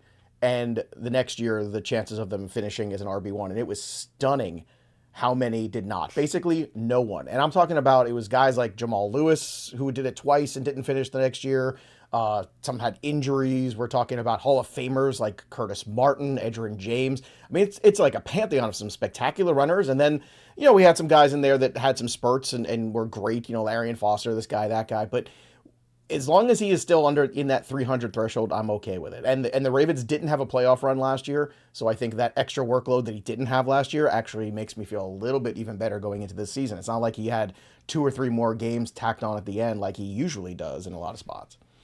He did have that. It was championship week. Look, if you had Derrick Henry in the championship, you won, but he went for 216-4 in that game, which made his season look a whole lot better. Like the first half of the season, we were getting questions on the show and stuff like, is this the end of Derrick Henry and stuff like that? He did his usual late season thing that he does, but that one game really, I think it was like 16% of his fantasy points for the year or something like that. Yeah, he averaged 13 PPR points per game, which is really not that good in the first 9 games of the season, and 20.3 points per game, which is amazing in the last 8 games of the season. But I do think that Lamar Jackson, the beginning of the year was just bad for him. He's fumbling and all that stuff. Lamar Jackson injury set him back. The offense really sucked. Absolutely. And then basically he got going a little bit. Lamar, but he does this every year. Once we hit Halloween, it's Derrick Henry season. Derrick Henry loves the holidays. He comes around in November and December, and he brings tidings of good joy. It's fantastic. All right, let's get back to it here because we'll put him in good but a little nervous. We got Devon Achane, good but a little nervous, I think. For me, must start. Yep. I still go must start. Let me ask you this, Joe. Are you taking Achane and Henry over McCaffrey? Am I taking Achane and Henry over McCaffrey? No, but I don't have that problem because McCaffrey goes so early, it doesn't make a difference for me. So it's not like I have to me, they're not in that same tier for everybody else, so it almost becomes like a non-factor decision. But I would say if I was put to it, I would still probably take McCaffrey over Achane just based upon where we're at. Well, who's the other player Henry. again? The old man, no, because we're talking about the PPR situation there. I'll tell you what, Chase Doskalos was on my show this week, and he had a fantastic. He used to work for NFL Next Gen Stats, and he put up some stuff about Achane that just blew my mind about some of the metrics there. The stuff about how the yards when you don't touch him, and then the yards even after you do, and if you don't get to him in the backfield, and some of these incredible stats where it was just like he was on an island all to himself. And despite the fact that I think there's concerns about the O-line, despite the fact we're concerned about the offense as a whole, changeover, like all the things, like they're ripped down to the studs right now, the Dolphins. But at the same time, he made a case, even in the games where they're going to be trailing, where Achane is going to be an incredibly useful back again this year, and not to fade him just because the Dolphins could be the worst team in football. I'm totally out. Yeah. Well, I was kind of out too, Florio, but he made this case that just kind of blew my mind. I was like, okay, I got to rethink it. He's fantastic as an individual talent, but the biggest thing for me is Malik Willis threw to running backs at the lowest rate in football by far. Like Jordan Love's dump-off rate was twice as high, so we can't blame the offense there. Tua, the last 2 years, has thrown to running backs at the second highest rate. So, yeah, there's going to be a lot of design passes, I think, but when the play breaks down, Tua was looking for Devon Achane immediately. I don't think Malik Willis will. And not to simplify it, but for me, like if you are playing the Dolphins, you have to stop one person, and you probably stop that offense. Yeah. I mean, aside from the Knicks stuff, I love Mike. Yeah, I know. It's been great. Other than the McCaffrey stuff, of course. Okay, let's see what we can finish up here. Chase Brown. Must start for me. Must start. 100%. Saquon Barkley. Good but a little nervous for me. I think yeah. I'm must start with him, but all right, we'll go good but a little. Nothing. I mean, if really, we're putting the other two guys there, you got to put Barkley there. I'm not nervous about Barkley. I like him better than those guys. Like, I think he's going to be awesome this year. You also like McCaffrey 5th overall. Well, I don't like Barkley 5th overall, but what makes you 20 seconds? What makes you nervous about Barkley? Jamie. What we saw last year. Yeah, I'm not. He didn't even need your 20 seconds. He said, "I got 2 seconds for you." Offensive line is going to be everything's going to be better for them. All right. Oh, listen, I would have most of these guys in must start just because of where you're drafting them. We're going to get to the Cam Scatterboo tier. We're going to be like, no, bye. Yeah, I know. It's almost like we're doing this in terms of ADP, not just like where their actual tier, because these guys are must starts compared to Quinshon Judkins. Ashton Genty, where are you with him right now? Good, but a little nervous. I'd rather not. I don't like injuries I don't like ankle sprains of any kind going into the season. Wow, we are all over the board. Azer, what do you say? I'm not drafting him. Like, I don't even think I would have taken him 28th where he went. That sounds like I'd rather not to me, boys. I'd rather not. Ashton Genty. All right. Ken Walker. Must start. Yeah. Yeah, must start. Amarian Hampton. I'm not going to fight the group. Must start. Must start. Don't fight the group. Must start. Kyron Williams. Good, but a little nervous. I have him as a must start. I think I'm fine with must start. I thought you guys would fight me on that, so I was trying to be pragmatic. If somebody just turns this on, they're gonna be like, "Wait a minute." That we're not saying we like Henry, HN, and Barkley, or we're not saying we like Kyron better than Henry, HN, and Barkley, right? But if somebody just watching this on mute, they're like, "What in the world are these guys?" Well, you're right, because Derrick Henry should be in must start. So I can't fight that battle anymore. Like, Kyron doesn't have the upside of those three guys that were in good but a little. No. But he's safe. Right. How about Jacobs? I'd rather not. Jeremiah Love. I'd rather not. I'd say good, but a little nervous because I drafted him today. Okay. Where did you care about him carrying the pizza boxes? Did everyone see that? No. He looked great. Pizza boxes up the stairs with a duffel bag. I mean, he's fine, right? When did you take him? When did you take Love today? I think I got him in the 4th round. Yeah. And I was like, I'm just gonna wing it here and give it a shot. I didn't have a running back. I ended up with him, Scadaboo, and Tootin. Those were my 3 running backs I ended up with. And I wasn't going 0 RB on purpose, but I started off with Amon-Ra, AJ Brown, Colson Loveland. So I was like, I got to take a running back sooner or later. And I just figured I'd swing for the fences with Jeremiah Love and hope for the best. You're better than me. How 0 did you go? I didn't even notice. I didn't take a running back until round 7. Who'd you end up with? Who was your first guy? Then I took, I think, 6 in a row. Rico Dowdle. Hey, I took Rico last night in the draft, so I'm all in off the Rico. Let's go. I'm here for it. There's Jamie's team: Rico, Gainwell, Rashad White, Aaron Jones, Marshawn Lloyd, Kalon Black. You know what? Another guy who drafted with us today that we can bring in right now, Mr. Nando Fino. Oh, there he is. Is this the Italian segment of the show? Is that what we're doing? Azer hates Italians. There he is. Yeah, I'm not the one who brought up sexually transmitted disease this year. So congratulations, Joe. Me and Frank did reach out to Nando the night the Knicks won the championship, and he big time does. Yeah, Florio. That sounds about right. It's 11:45. Come join us. That's the time we got to the city. Yeah. Hey, man, come to Queens from the suburbs of New Jersey. No. We were by MSG. Well, same thing. Joe knows. We're in the burbs, man. Like, you can't just hop on a train that runs every 5 minutes. They stop running at a certain point. Yeah, Florio got LA in big time, us, Joe. That's what happened. Ubers exist. Yeah. Yeah, they do. Florio. Not all of us work for NFL media, friend. I don't either. He doesn't now either. Now he works for ESPN. I'm sorry, yeah. Frank doesn't know who he works for nowadays. True, right, yeah. Neither does Michael Florio. Some days I wake up and I don't either, so. Azer's email address is at paramount.com now. That's true. Adam.azer at paramount.com for anyone who wants to send him a note saying how much you like him. But you give away his phone number while you're at it. No, he will do that. Don't say that. He will do that. No. How are you feeling after the tennis match, by the way, Azer? I did watch a good chunk of that. Are you okay after? Moving around, right? I'm motivated. I'm motivated. All right. That was good TV, I got to say. I enjoyed that. Because Dave and Jamie crushed it. They were really hilarious. They did. Should we get back to tier maker? I guess. Make some more Nando's tier. here. Nando's elite. Nando, who do you like here? All right. Nando's muted. I think Cam Scadaboo. Yeah, Nando's muted. Cam Scadaboo. I didn't do that. Are we? I'd rather not with Cam Scadaboo at this point. I'm good, but a little nervous. A little nervous. I'm really not that nervous. I'm just not. I don't know. I'm not that as nervous as everybody else. Najee Harris is old. Tyrone Tracy fumbles and can't block anybody. Like, what are we doing here? I just think you have to have legitimate guys that can run the football behind a guy who's a lunatic, because the injury quotient potential for him is so high. You have to make sure your insurance policy is good.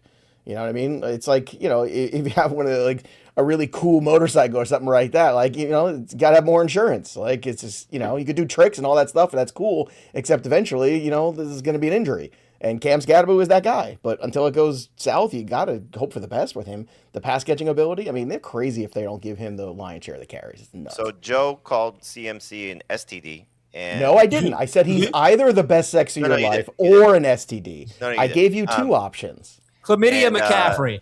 And clearly... Harbaugh today called Scadaboo a disease. Yeah, an infectious one. Infectious one, yes. That is... Florio, say something racy. I know you want to. What? Racy. Racy. Oh my God. This is going to be the best half hour of this whole night. You know what? Let's focus on the most important thing. Scott Fish in the chat here. What is the donation from cap? Adam Azer? It's probably $0, 10 years running. Scott Fish. No. I heard you don't donate to Fantasy Cares at all. That's not true. I donate That's every how year. Scott told me.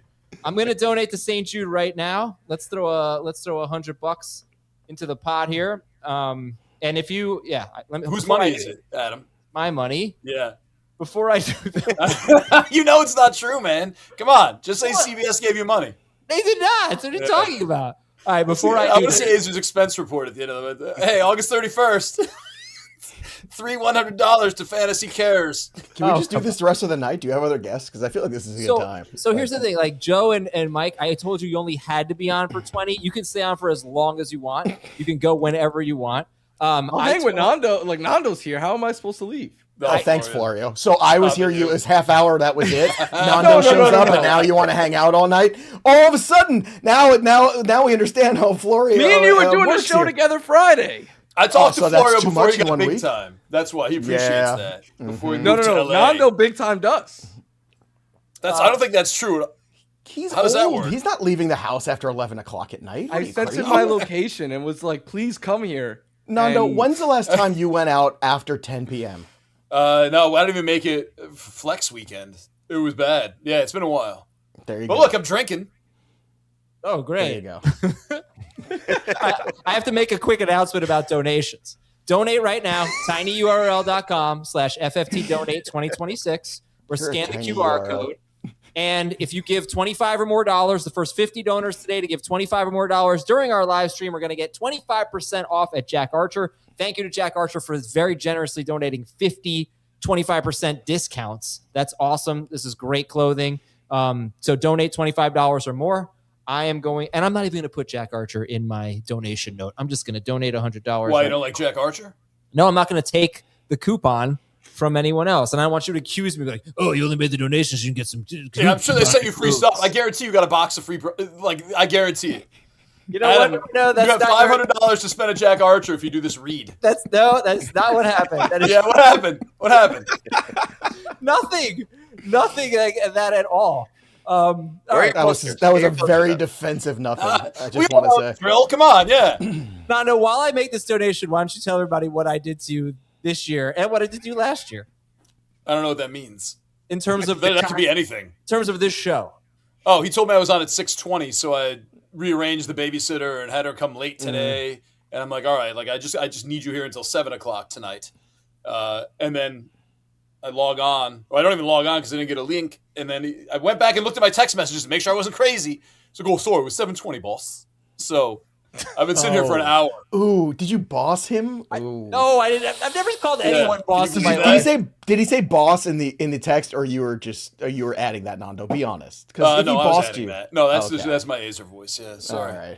All right. So I went and I found the text right before the game that day. Nando was like, "I love parades." God, are we still here? I would have the parade. Yeah. And then we sent him the location, and at 3:44 in the morning, he called out our friend Greg for not coming out, but Nando was nowhere to be seen. I love parades. Nando DeFino. Who doesn't? I hate parades. I hate parades. Yeah, there you go. All right. Parades. No one's ever in between. You know who's probably at a parade right now is Scott Fish Actually, you're on Fish vacation. He's drinking butter beers in Universal. I am, yeah. I'm there. I don't know if you can see there's Yes. Hogwarts behind me. I knew you were a wizard. Yeah. What house are you, Scott Fish? I don't know. Probably a Hufflepuff, I guess. I have no idea. Definitely. You're absolutely a Hufflepuff. I feel like a Hufflepuff. You're 100% a Hufflepuff because I'm a Slytherin, and there's absolutely no way that you're a Slytherin. You're too good of a person for sure. No, I wanted to come on and say hi, and I'll match your donation, Adam. How much you donate? $100? $100. $100. Yes. I can match that. I feel like we can do better, but I his can match own that. money. I know. Come on, Adam. You make a lot of money. Tell me what kind of mattress you sleep on. Oh man, no! I just want to come on and say hi. You are my worst friend, like without question. That's why you weren't invited to the wedding.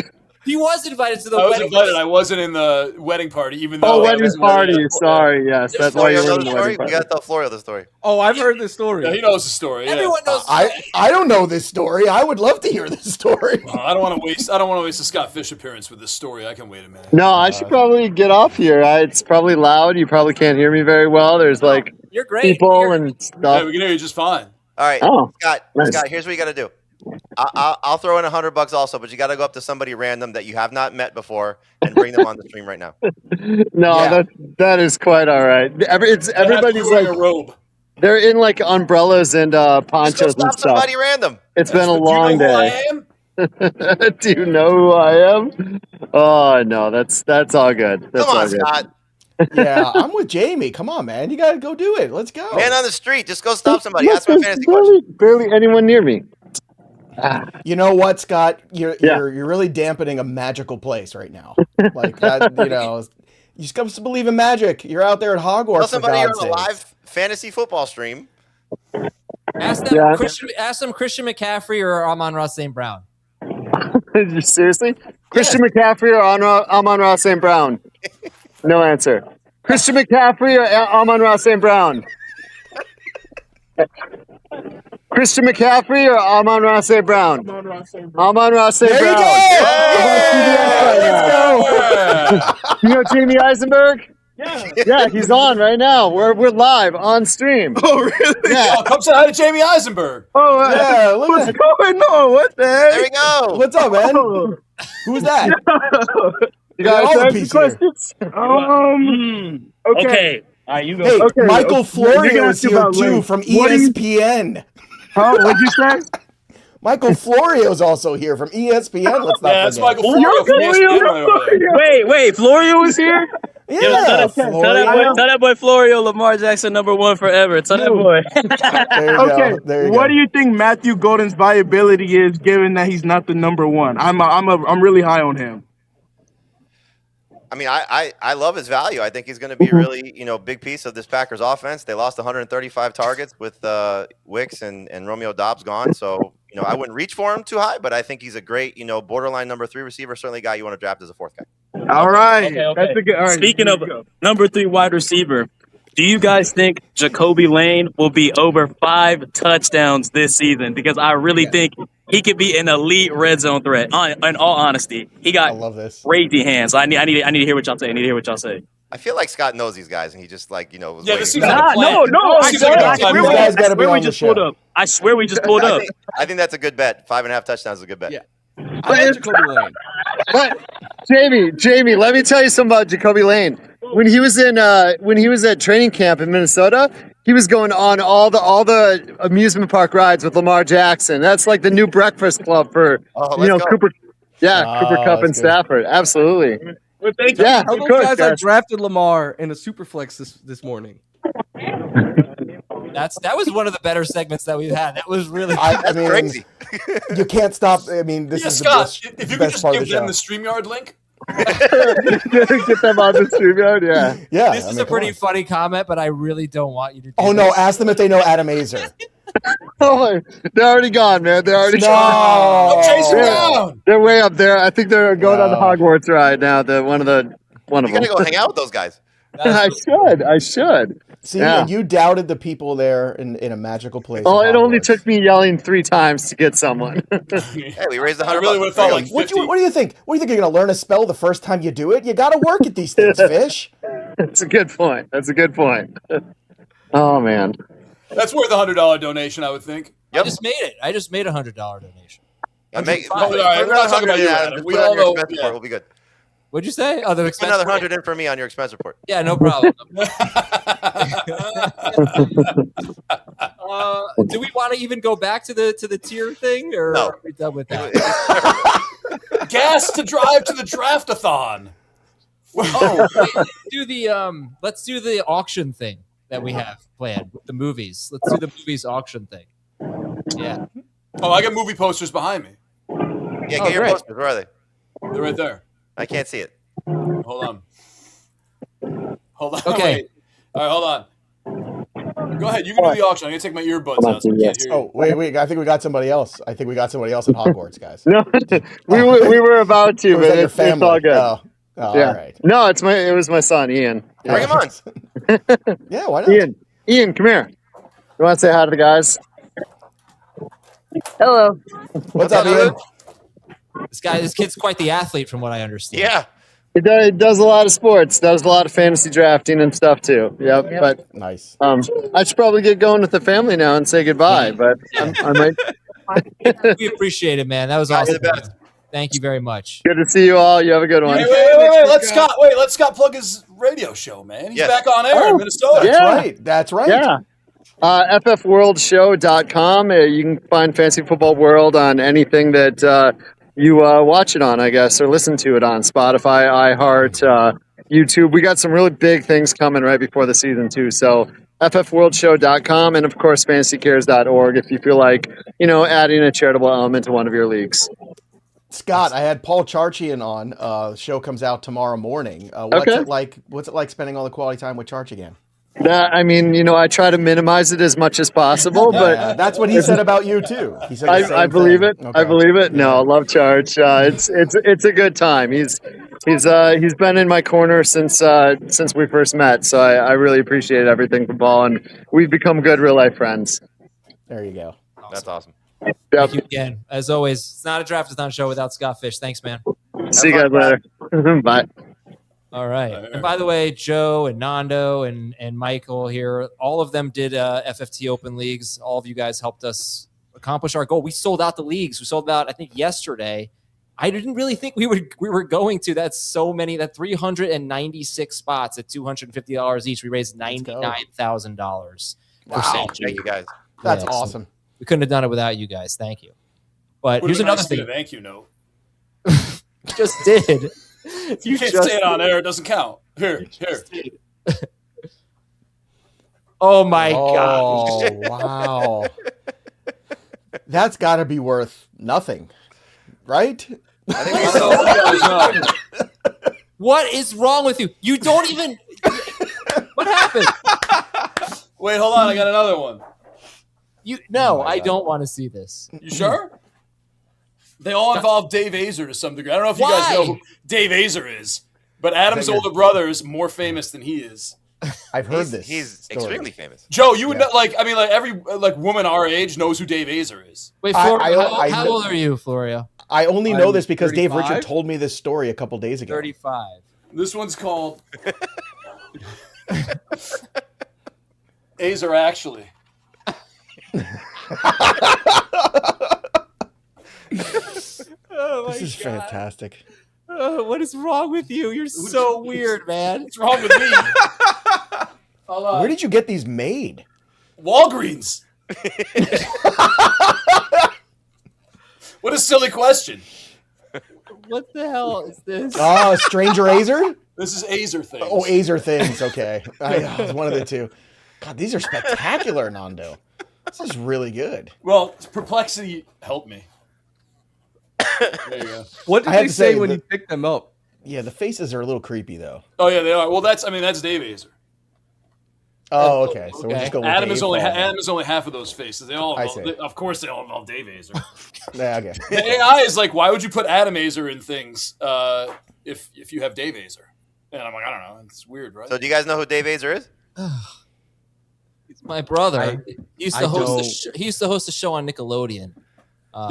When I was Slime Time Live back in 2000. Yeah, I grew up. I grew up on Slime Time. Yes. Yeah, it's a good Do you remember show. the host? I have to Google it now, but I'm sure I do. Yeah, Maybe I that's didn't why remember you him by name. subconsciously. You got so excited, then you didn't know. Oh, who Frank he wants was. to bid on your posters. Oh, I know him. Frank- I All right. didn't know him in the sense of the posters. 200 if Azer autographs him. How about that? Which Azer? Both. Obviously, Adam. Who wants to hear a story about the first time I met Dave Azer? Yes, of course. I don't want to hear this. I do not want to hear this story. All right. Kick him off the stream. Yeah, Thomas, get Adam out of here. So, to really know this story, no. So I introduced Adam Azer. To his wife, and didn't even just introduce. I made Adam stay at a bar. He was going to go meet another woman at her movie premiere, and I made him stay at the bar. I'm like, listen, one of my wife's best friends is on her way over here. She came in from New York. She was coming to visit JJ. Azer takes a look at her, and just boom. Oh, hey, how you doing? I'm Adam. I'm a host. My brother hosted Slime Time Live. Yeah, that's my line. That's your line? Yeah. Oh, yeah. My brother hosts Slime Time Live? That's my line. Yeah. So no woman was safe in these South Florida bars until he met her. And so they hung out all day and night. He was our designated driver because he doesn't drink. I think me and Herc were in the car at the time, opening doors while he was still driving on it. Guys, cut it out. You're being drunk. And so she was in the front laughing, and he's like, oh, she laughs at me. And so the next day, they went for a long walk on the beach. Literally went for a long walk on the beach, in the daytime. Azer shows up in jeans to the beach with his laptop.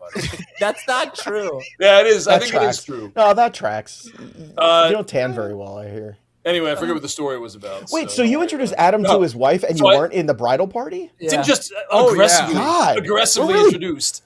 We're And putting so- weird pieces together here. So the next time she comes to visit, so they do he goes up to New York to see her, and then she comes back down, and Adam's like, let's go to a Miami game, guys. This story.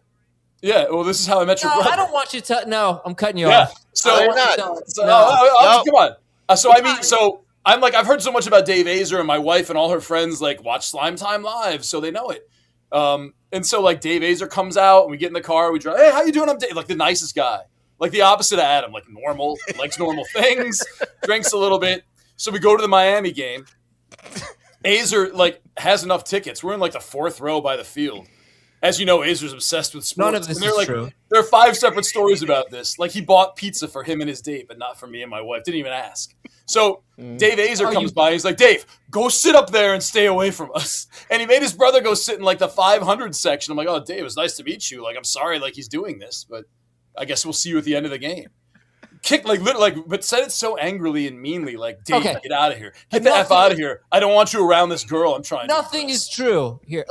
Some of it is true. But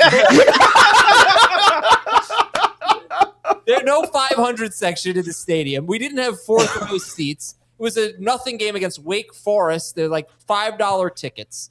So why couldn't you sit with us? I was on a date. I didn't Why was I there? It was a double date. I don't know about that. Well, Adam, Azer got into a fight with the people in front of us too. Wait, That Nando, is true. there's an important question we have to ask. Adam, at some point when you were younger, did you lose girls to your older brother? No. Okay. Because I can understand that would be sensitive. He's, a big famous guy. He's on children's programming and stuff like that, throwing the slime time thing around. He's a big deal. I can understand, you like a girl, you bring her home, next thing you know, she's off with your brother. Maybe he was sensitive to that, Nando. I can understand that. I asked the same question. You go sit in the 500 section. Don't sit near me and my girlfriend. That's what it was. This was my second date with her, basically. I did barely knew her at this point, so I wanted to have whatever. Anyway, so why did you take her to a public place if you wanted to get to know her? With Nando, no way. It was With fun. Nando. That seems like the opposite of getting to know somebody better. The reason I got into a fight with the people in front of us, they were like, "Oh yeah, more about this, Nando." Yeah, because I think every sports fan can relate to this.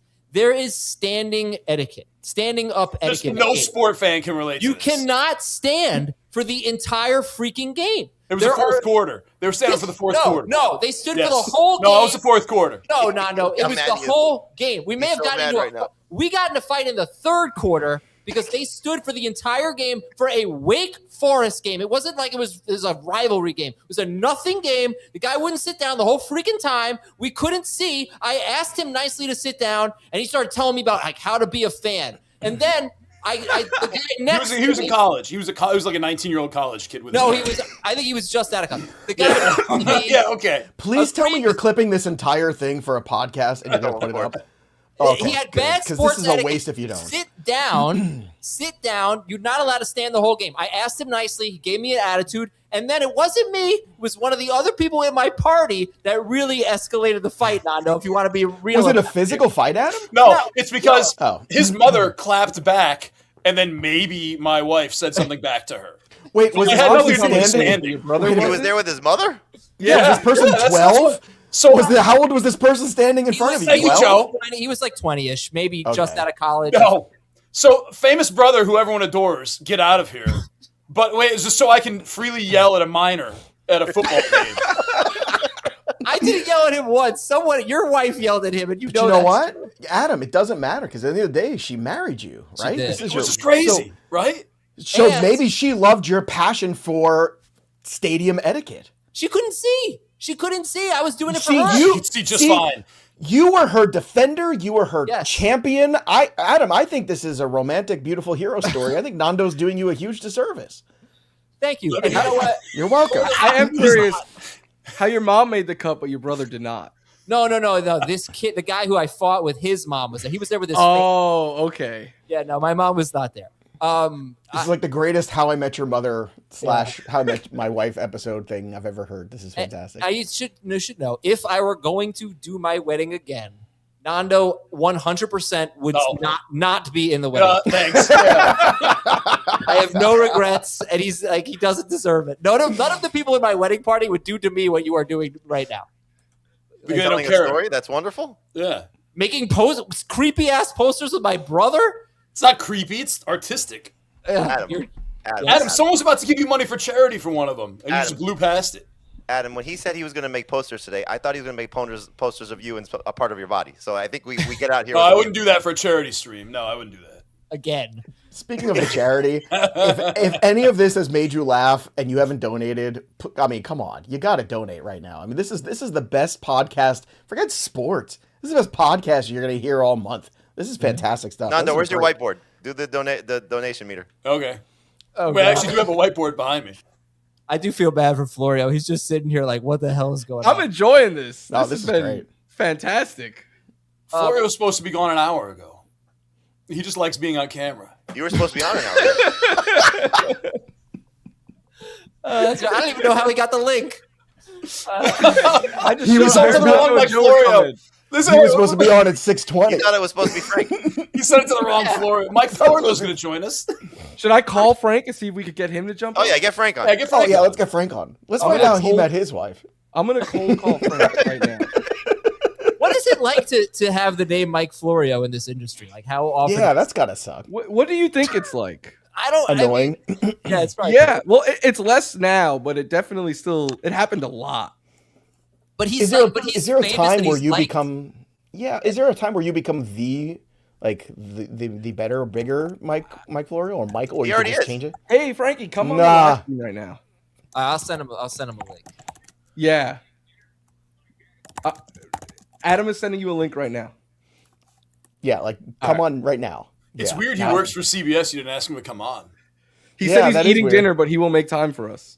I That's sent a company-wide email to all the Paramount to see who would come on today. It's the only requirement is that you work for CBS.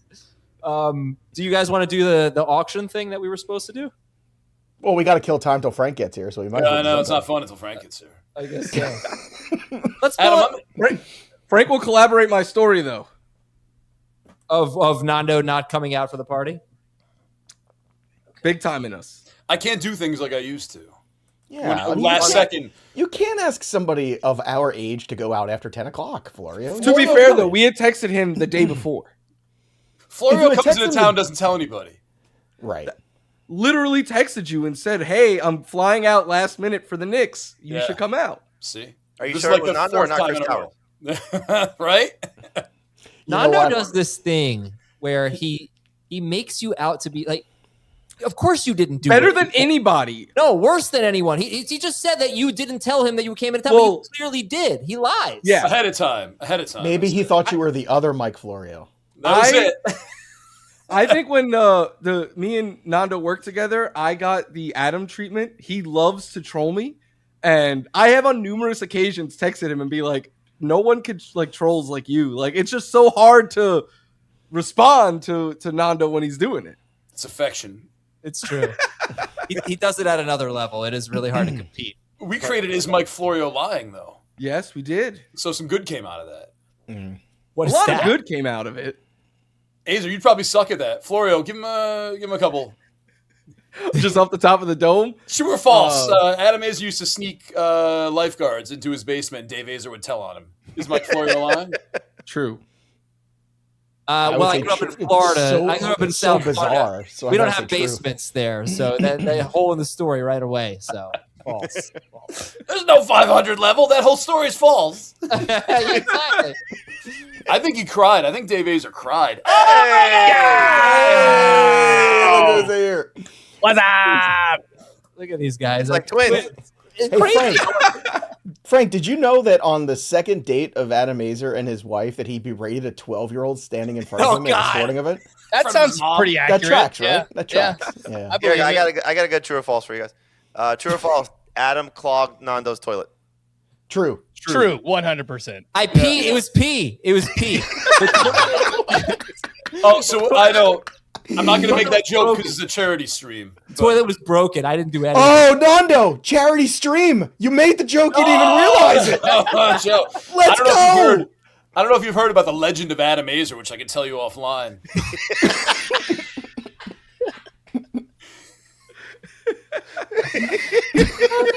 Oh my gosh.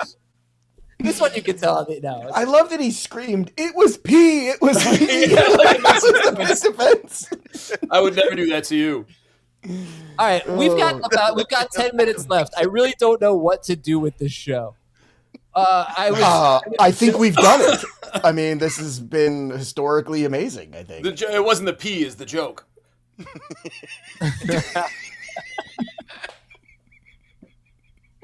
Frankie, what's up, man? Yo, I dumped a dynasty team on Frank under the guise of like, let's be partners. Oh my god! Oh, that's always fun. A score sheet baseball league, and the draft just started today, and I just realized, oh my god, I have to add players to the queue because Nando didn't do it. So that's yes. You still ask, do you like any of these guys? Like, I don't know who they are. Who's Jacob Mizorowski? So people have explained score sheet to me dozens of times, and I have absolutely no idea what it is. I don't even know what it is. It's like simulation baseball meets fantasy. It's like OOTP meets fantasy baseball. It's really cool. It is really cool. It like combines defense and real life statistics, basically. So it's fantasy. It's a lot of fantasy. It's like Stratomatic, but live Stratomatic. Yeah. Frank saved me and Dave from making a very horrible trade. That's true. They wanted to give up Cade Anderson. You got to keep that, man. No, you got to keep Cade Anderson. I could have told you that one. Yeah. Now it's become a baseball show. So. That's great. Yeah, let's do it. Frank, what's your favorite? What's your favorite memory of working for Nando over the years? Because there was a long time. Oh man, I was gonna say under. You know, there are countless ones, but the one that will I remember always you stand out- and Florio in that room in New York, and you know the room I'm talking about too. Yeah, it was basically a room of servers and like 3 computers and 1 window, and you guys there working, and Nando going, "Great job, guys! You guys are killing it." And then like, Nando was a fantastic boss though, because like when we had to work late and stuff, he would just let you out. Alcohol. Oh yeah. He wants to know about Frank on draft night. Yeah, I mean that was my favorite night ever. Like it was the NFL draft. And we were just all drinking while producing a live stream, and we were all just like hammered in the production room. And they were drinking. They got show. They were drinking up in the on the show too. I'm pretty sure someone like urinated in a closet or something. Yeah, a bunch of people urinated in the. It was pee. It was pee. we clogged the closet. Do we have any fantasy questions that people want to answer? I think we're way past that. Joe Pisapia and I think it was Jake Ciely, or maybe it was Greg Sussman. did one of the greatest shorts for fantasy of all time. It was me and Greg Sussman. It was I you know and what you're Sussman, talking right? about. It was a fantasy shopping network. It and was. Joe, I think Joe, what are you wearing? The pastel like sweater. I was doing the whole bit. It was amazing. It was very QVC. Yeah, I know exactly what. Before you even said it, like 2 words into it, I knew. I haven't thought about that in a decade. It was the heyday of DFS. It was like DFS, the early days before it was getting banned. It's like, look at if I told you get this chat ad for $8,600. You want a $3,500? I'm gonna change it. We're gonna change it. We're gonna drop it right now. What's the new price? Oh, $6,250. $6,250. That's how you could have this running back for this price right now. You gotta call though. If you don't call, you're not gonna get the running. Like, it was amazing. I think it was your idea, was it not? It wasn't mine. I don't know, it was mine or Greggy or something. Most things we did then were Nando one time had for my going away, he put like 30 of us in one little studio and we did a power hour where we just every minute we just drank a shot of beer. And then Florio yelled at a poor bartender that night. That was draft night. See? That was draft night. Berated a poor Korean No, karaoke bartender. Underage. I knew this the funniest was thing gonna is, this network still exists, and one of us is actually still working for them because they just called me yesterday. Congratulations, Joe. Hey, let's go, Joe. All right, Joe. They're gonna stream your show. Joe. No, I'm gonna host theirs. But whatever. Hey, whatever. That's man. great. I was But how moving funny is 2 that? days Wait, this is later years across ago. country. And they gave That's away right. my only debit card that I had. So I was freaking out. And Nando was just like, oh, you'll get another one in a few days. Yeah, they'll mail you one. Who cares? Florio's banging his hand. I hate this karaoke place. I will have all of your heads. And this poor 16-year-old bartender was like, please stop. No. Is that amazing? I was like, how could you give my card away? I'm moving. Did you say karaoke? Oh, don't make me sing. How long do we have this? How long do we have this room for? Did we pay 5 for more the room minutes. all night? Oh, okay. I didn't know how long we $100. were- We'll do another 15 and mess with Azer. I got more Azer stories. What is your karaoke song? You go to a karaoke bar. What's your go-to song? Florio Why and Frank me? just do Beastie Boys. Anyone. I I usually mean, Frank do. would have to do Third Eye Blind, I feel like, if we went together. We have. I usually But- do Say It Ain't So, but Nando just says it to me crying in the corner. But Yes, I got a video of it. Mine is "Stay" by Lisa Loeb. Oh wow! You say I only hear what I want to. Oh my and I just gosh. make everybody I all like depressed. Piano Man, but it's too long. No, that's no good. No, you sing at like Scott the Fish. Killers or something like that. That's what Scott you do. Fish donating $2,100. Wow. Maybe he meant 100 and he put a 2 instead of a dollar sign. That's Or- at. yeah, that's the I at. doubt it knowing him. No, probably Yeah. not. He's the best. Thank Why you. would you Yeah. try to Mac, make right? Scott Fish look bad? Scott Fish has that fast pass money down at Universal. Yeah, man. bro. How about thank you, Scott? That's amazing. He was supposed to match my donation. Yeah, that's First of all, shout out to Jamie for getting him to shout out to random people who came on. And it only took 3 chances of random people to come on and be incredibly entertaining. That was awesome. Not only That was that, they good were TV. like, "Oh my God, look who we're on with." Yeah, and they knew Give you. those guys they a knew, show. They knew Jamie Eisenberg. They knew Florio. They did not know. They didn't care who I was. And Adam, I don't even know if they knew who he was either. So it's They okay, knew his Adam. brother, Yeah. though. yeah. Let's answer some chat questions. Dave Azer or Adam Azer, full PPR. Nando, you want to take this one? I want Frank to tell me what the PPR stands for. what? It was P. Yes. Pickens, Tedero McMillan, or Jacobs? Who you keeping? Pickens. Pickens. Yeah. 12 team, half PPR. McCaffrey, JSN, or Taylor? 5th pick. I'm taking JSN. Can I go off menu and say Amon-Ra? You can. I support that message. Okay. Has PPR reached its ceiling? Time to standardize points per carry, points per first down, points per completed pass. No. Dogs I and think cats living PPR together. should be how far downfield the target is. If it's a dump off, like you should not get a point for that. Yeah. So what's your arbitrary yardage number? Yeah, that's a nice uncomplicated addition. 0 to 5 is like half. Nothing. 5 yards or more, like 5 to 10 or something like that, is half. Wait a minute. And then 10 on is Florio, one. maybe you're onto something. If 0 to 5 was half PPR, and then 5 and above was full, maybe you have something there. Did you just create a whole new amazing fantasy? I've wanted this to be the norm for a very long time. Tiered PR. Yeah, I like it. Raj is digging this hour. Bring Scott. I back didn't up. realize it was an hour of fantasy football. That's the part I missed. So Rod, do they know Jamie because he's cousins with Jesse Eisenberg? We have a Jesse Eisenberg game that we were waiting to play. We could finish with the Jesse. Come on, let's play it. Does Nando have any Jesse Eisenberg posters? No, I don't. Not that I know of. That'd be weird. So we can do an auction of Jesse Eisenberg movies. All right, so it was supposed to be Jamie versus Nando, but why don't we do top of the screen versus bottom of the screen? Me, Joe, and Jamie versus the Florio twins and Nando. That's messed up. Is that because you don't know how to pronounce Stanford? Wow. We have the Social Network. We have. Can I buy a vowel? And we need 4 movies here, so you have to budget here. So your max bid is Can 17. we pick a good actor? Oh wow!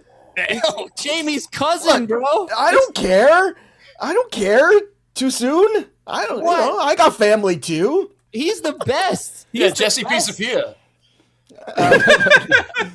I'm going strong $5 here on Social Network. I would bid above that. I mean, I don't Well, know. you're if there's not. a Wait better for film. them to bid. You're on the same team. Go ahead. Go Oh, ahead. I'm sorry. Yeah, No. I forgot I'm on your team. All right. So yeah, 10's good. Yeah, sure. What is this graded on? Like box office? We just Whatever have to he make, decides. No, we have to make a lineup of Jesse Eisenberg movies. So we're Yeah, bidding then on. what?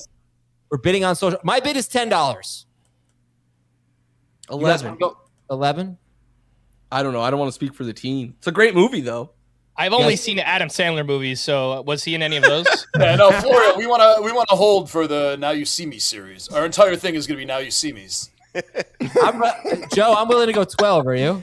Yeah, 12. It might be the only film that I can watch him in. Are you guys? Oh my God! What are you doing here? What is this? I don't care for him as an actor. I don't know what he's like as a cousin. I'm just being honest. What about he was pretty good as Lex Luthor, I thought, man. I thought he was great. Joe, stop! I'm getting very uncomfortable here. $12 is our bid. Now you're uncomfortable after the last hour. This is what made you uncomfortable. The honor of Jesse Eisenberg. I think Jesse's no an offense, incredible Jamie. actor. Jamie, what's he like as a cousin? Is he? A good He's in person? one of my favorite movies. He's great. I'm sure he is a good guy. I'm not a fan of his as an actor. Thomas, It's okay. can we People give don't me a like me as a $12 fantasy bid? analyst. This happens. It's fine. $12 bid. $12 bid. Are you Jamie or are you Nando? I'm Jamie. I'm Jamie. Okay. Top 3. Me, Joe, and Jamie versus the others. Amazing pop-in. Are you just bidding against yourself? No, I think he is. Like, what? All right, we got it for 12. Great. Next item is we got social. The Squid and the Whale. I have not seen it. Love that one. Great Let's movie. do it. We'll do a buck for Frank. I didn't know Sandler was in that, Frank. No, this is my bit that I do on the baseball pod too. Whenever they bring up a movie which I haven't seen, which is every movie, I'm just like, love that movie. That was sick. I'm like Frank. I have not seen a lot of movies. I'll go $2 on the Squid and the Whale. You gotta save some money, man. Yeah, I know, seriously. these are like 2 of his best. What, Azer? Did you just say You know, just pretending he- $4? Look, $5?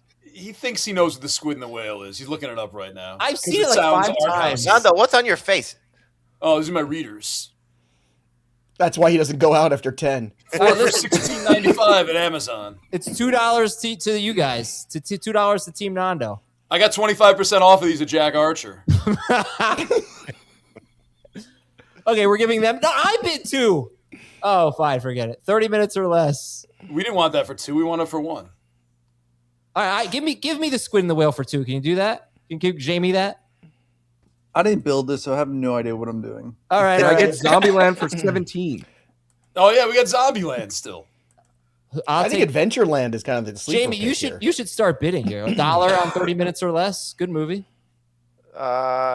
Given what's coming up later, I would say $1. Okay.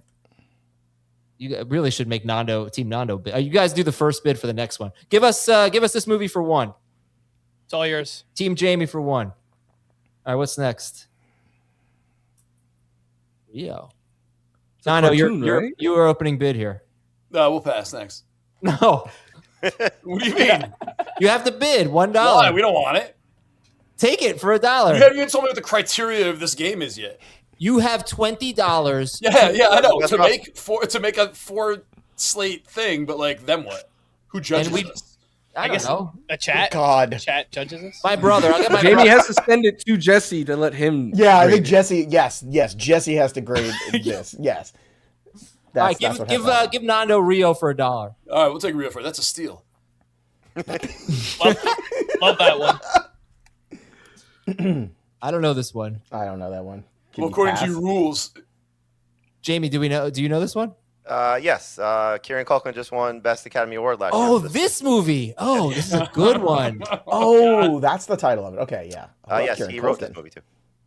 you brought Frank Stanfill, one of your top analysts, on just to sit there quietly. He also has readers. We'll take it for $1. $1 bid on a real pain. Frank, you're wearing readers? I put these on to support Nando. Oh, thanks, man. But do you wear readers? No, they're like blue light glasses. Ah. So shield my eyes from the computer. I wear readers now. I'm old. Yeah, It's official. I go to places, and if it's too dark, I can't see the menu anymore. I feel sophisticated. Nando, do you want to bid 2 on a real pain, or are we getting it for No, one? you can have it. All right, let's take it for 1. Wow, Academy Award-winning film. Look at us. Next It's up, quite a we're roster. Oh, I'd bid on Go this for it, Florio. Drop 7. They can't win it. 7. Boom. That guys get 30 it. minutes or less dollar really came around a. We can still beat it with anything we want. And then we could still get Zombieland, and we're good. $7 to Team Nando for Adventureland. This is fun. Next I like up. this. Oh, 10. 6. Damn it. 7. All right. Well, I guess we're going to get the next one. Now You See Me's coming. Now You See Me's got to be here, right? I think we played this perfectly, gents. Well, what about Batman? Oh, did you say 7 or 10? Could be I Batman. don't know. No, give it to them for 10. Might as well use their whole budget. Why? What if there's a keeper league? Yeah. Oh, 6. Why? They have no money left. Well, we can do nothing. don't with need extra maxed out, money. that's right. That's all Hey, right. We'll all guys. max out. Everyone's having a fun time. Let's go long. All right, let me pull up this game that I don't understand the rules to and don't know any of the movies that come up. I understand it very well. Hey, guys. Oh, this is a good question. Jamie, if you're out with Jesse Eisenberg, are there times when who gets recognized more, I guess? The answer is Jesse definitely Adam's gets brother. Yeah, Dave. What'd you say, Jamie? Jesse definitely gets recognized more. Yeah, I would think so. A little bit bigger reach. Although Jamie was just recognized by the random 2 dudes hanging out at Universal. true. I actually sent those guys to Orlando to find Yeah. Scott. Adam, how many times At you saw 7:45 p.m. Eastern. Make sure you're at Hogwarts. Look right. for the bald man with the beard. That's right. And the umbrella. No, what's your stupid question? Go ahead. how many times you slimed as a teenager? Oh, jeez. Oh, and Were then you how many ever? times did you go on your brother's show? I got slimed or pied like 3 or 4 times. That's I so badly wanted to get slimed when I was a kid. Yeah, I know what it's made of, but I can't tell you. It's a secret. Secret. Can you set it up for Really? Florio? Applesauce. Yeah, he's right. It's applesauce. I feel like there has to be some season-long bet, and the loser gets slimed. Yeah, let's slime Florio. Or maybe the winner gets slimed, since Florio wants to be slimed. I don't know. You didn't, Frank. You didn't want to be slimed as a kid? Nah, I used to watch all the shows where they would get slimed, but I was like, nah, I don't really want that. No, It was cold, I think. Not for me. I didn't enjoy that. Legends of the Hidden Temple? Oh, Sick that show. was great. Sick show. Yeah, but nothing compared to Guts. Guts was awesome too. Guts was good. Yeah, it was like Gladiator for kids, right? Are there some old Guts shows where you're in like the bleachers, Azer? Like No, just I've cheering? never been to a live taping of Guts. Sorry. Yeah, your brother hated you, huh? Like all this Nickelodeon stuff, you didn't get to go to anything? No wonder you made him leave. I don't think they filmed it there. Hey, Dave, can I go to one of your shows? No. I feel like they filmed it in. Get to the 500s. You showed him. I saw him text, come back. A guy's about to fight me. You know what? I think we're going to end the draft-a-thon. Come back. Some 12-year-old's mom is trying to slap me. Our 9-year-old, our ninth year of the draft-a-thon, our most fun game. You got me all mixed up there. Our 9th annual draft-a-thon is over. Thank you, guys. Thank you all. What did we raise? What's the number up to? I think the number is a little lower than what it actually is because we got about 10 grand from the event that Heath was at. So if we throw in 10 grand there, we're at $182,000. And 2,100 from Scott. Yeah, 2,100 from Scott. 2,100 from Scott. I don't know if that has gone through yet. So let's. Or 100, depending on the guy who doubts the most charitable person in the entire universe. Yeah, how dare you? His finger could have slipped. Well, I see Fish in the chat, so he can clear it up right now. He could have been at 100. Yeah. Listen, I want to leave. He clearly meant exclamation point 100, guys. Come on. It was a bad joke. All right. I think Adam has been a very good sport for the last hour and 10 minutes. I don't know about before I got here, but I just want to clap it up for Adam. 2100 from Scott. 2100. There was 21. Look at that. Clap it up for Scott Fish. Clap it up for everybody who donated. Everybody's in the FFT Open. All of you for helping us make this every year so special. And if you can always go back to the URL, tinyurl.com/FFT donate 2026 or scan that QR code and make a donation for St. Jude. Okay, I guess I have to thank all of you guys for Jamie, Joe, Nando, Frank, Michael, Florio. We've got who else? We had Sia and EC. We had Rich Hribar and Dan. We had Jacob and Ben at the top of the show. Alfredo and Jake, Adam, Ronis, and the Front Yard Fantasy guys. Thanks to Thomas and Sam behind the scenes. Thanks to Dave and Heath. Dave and Heath. Thanks. You forgot Scott Fish. And Debo. Scott Fish. You forgot those two guys. Yeah, the two guys. The two guys. For the two guys at Universal, this has been our Draft-a-thon. We'll talk to you tomorrow on Fantasy Football Today.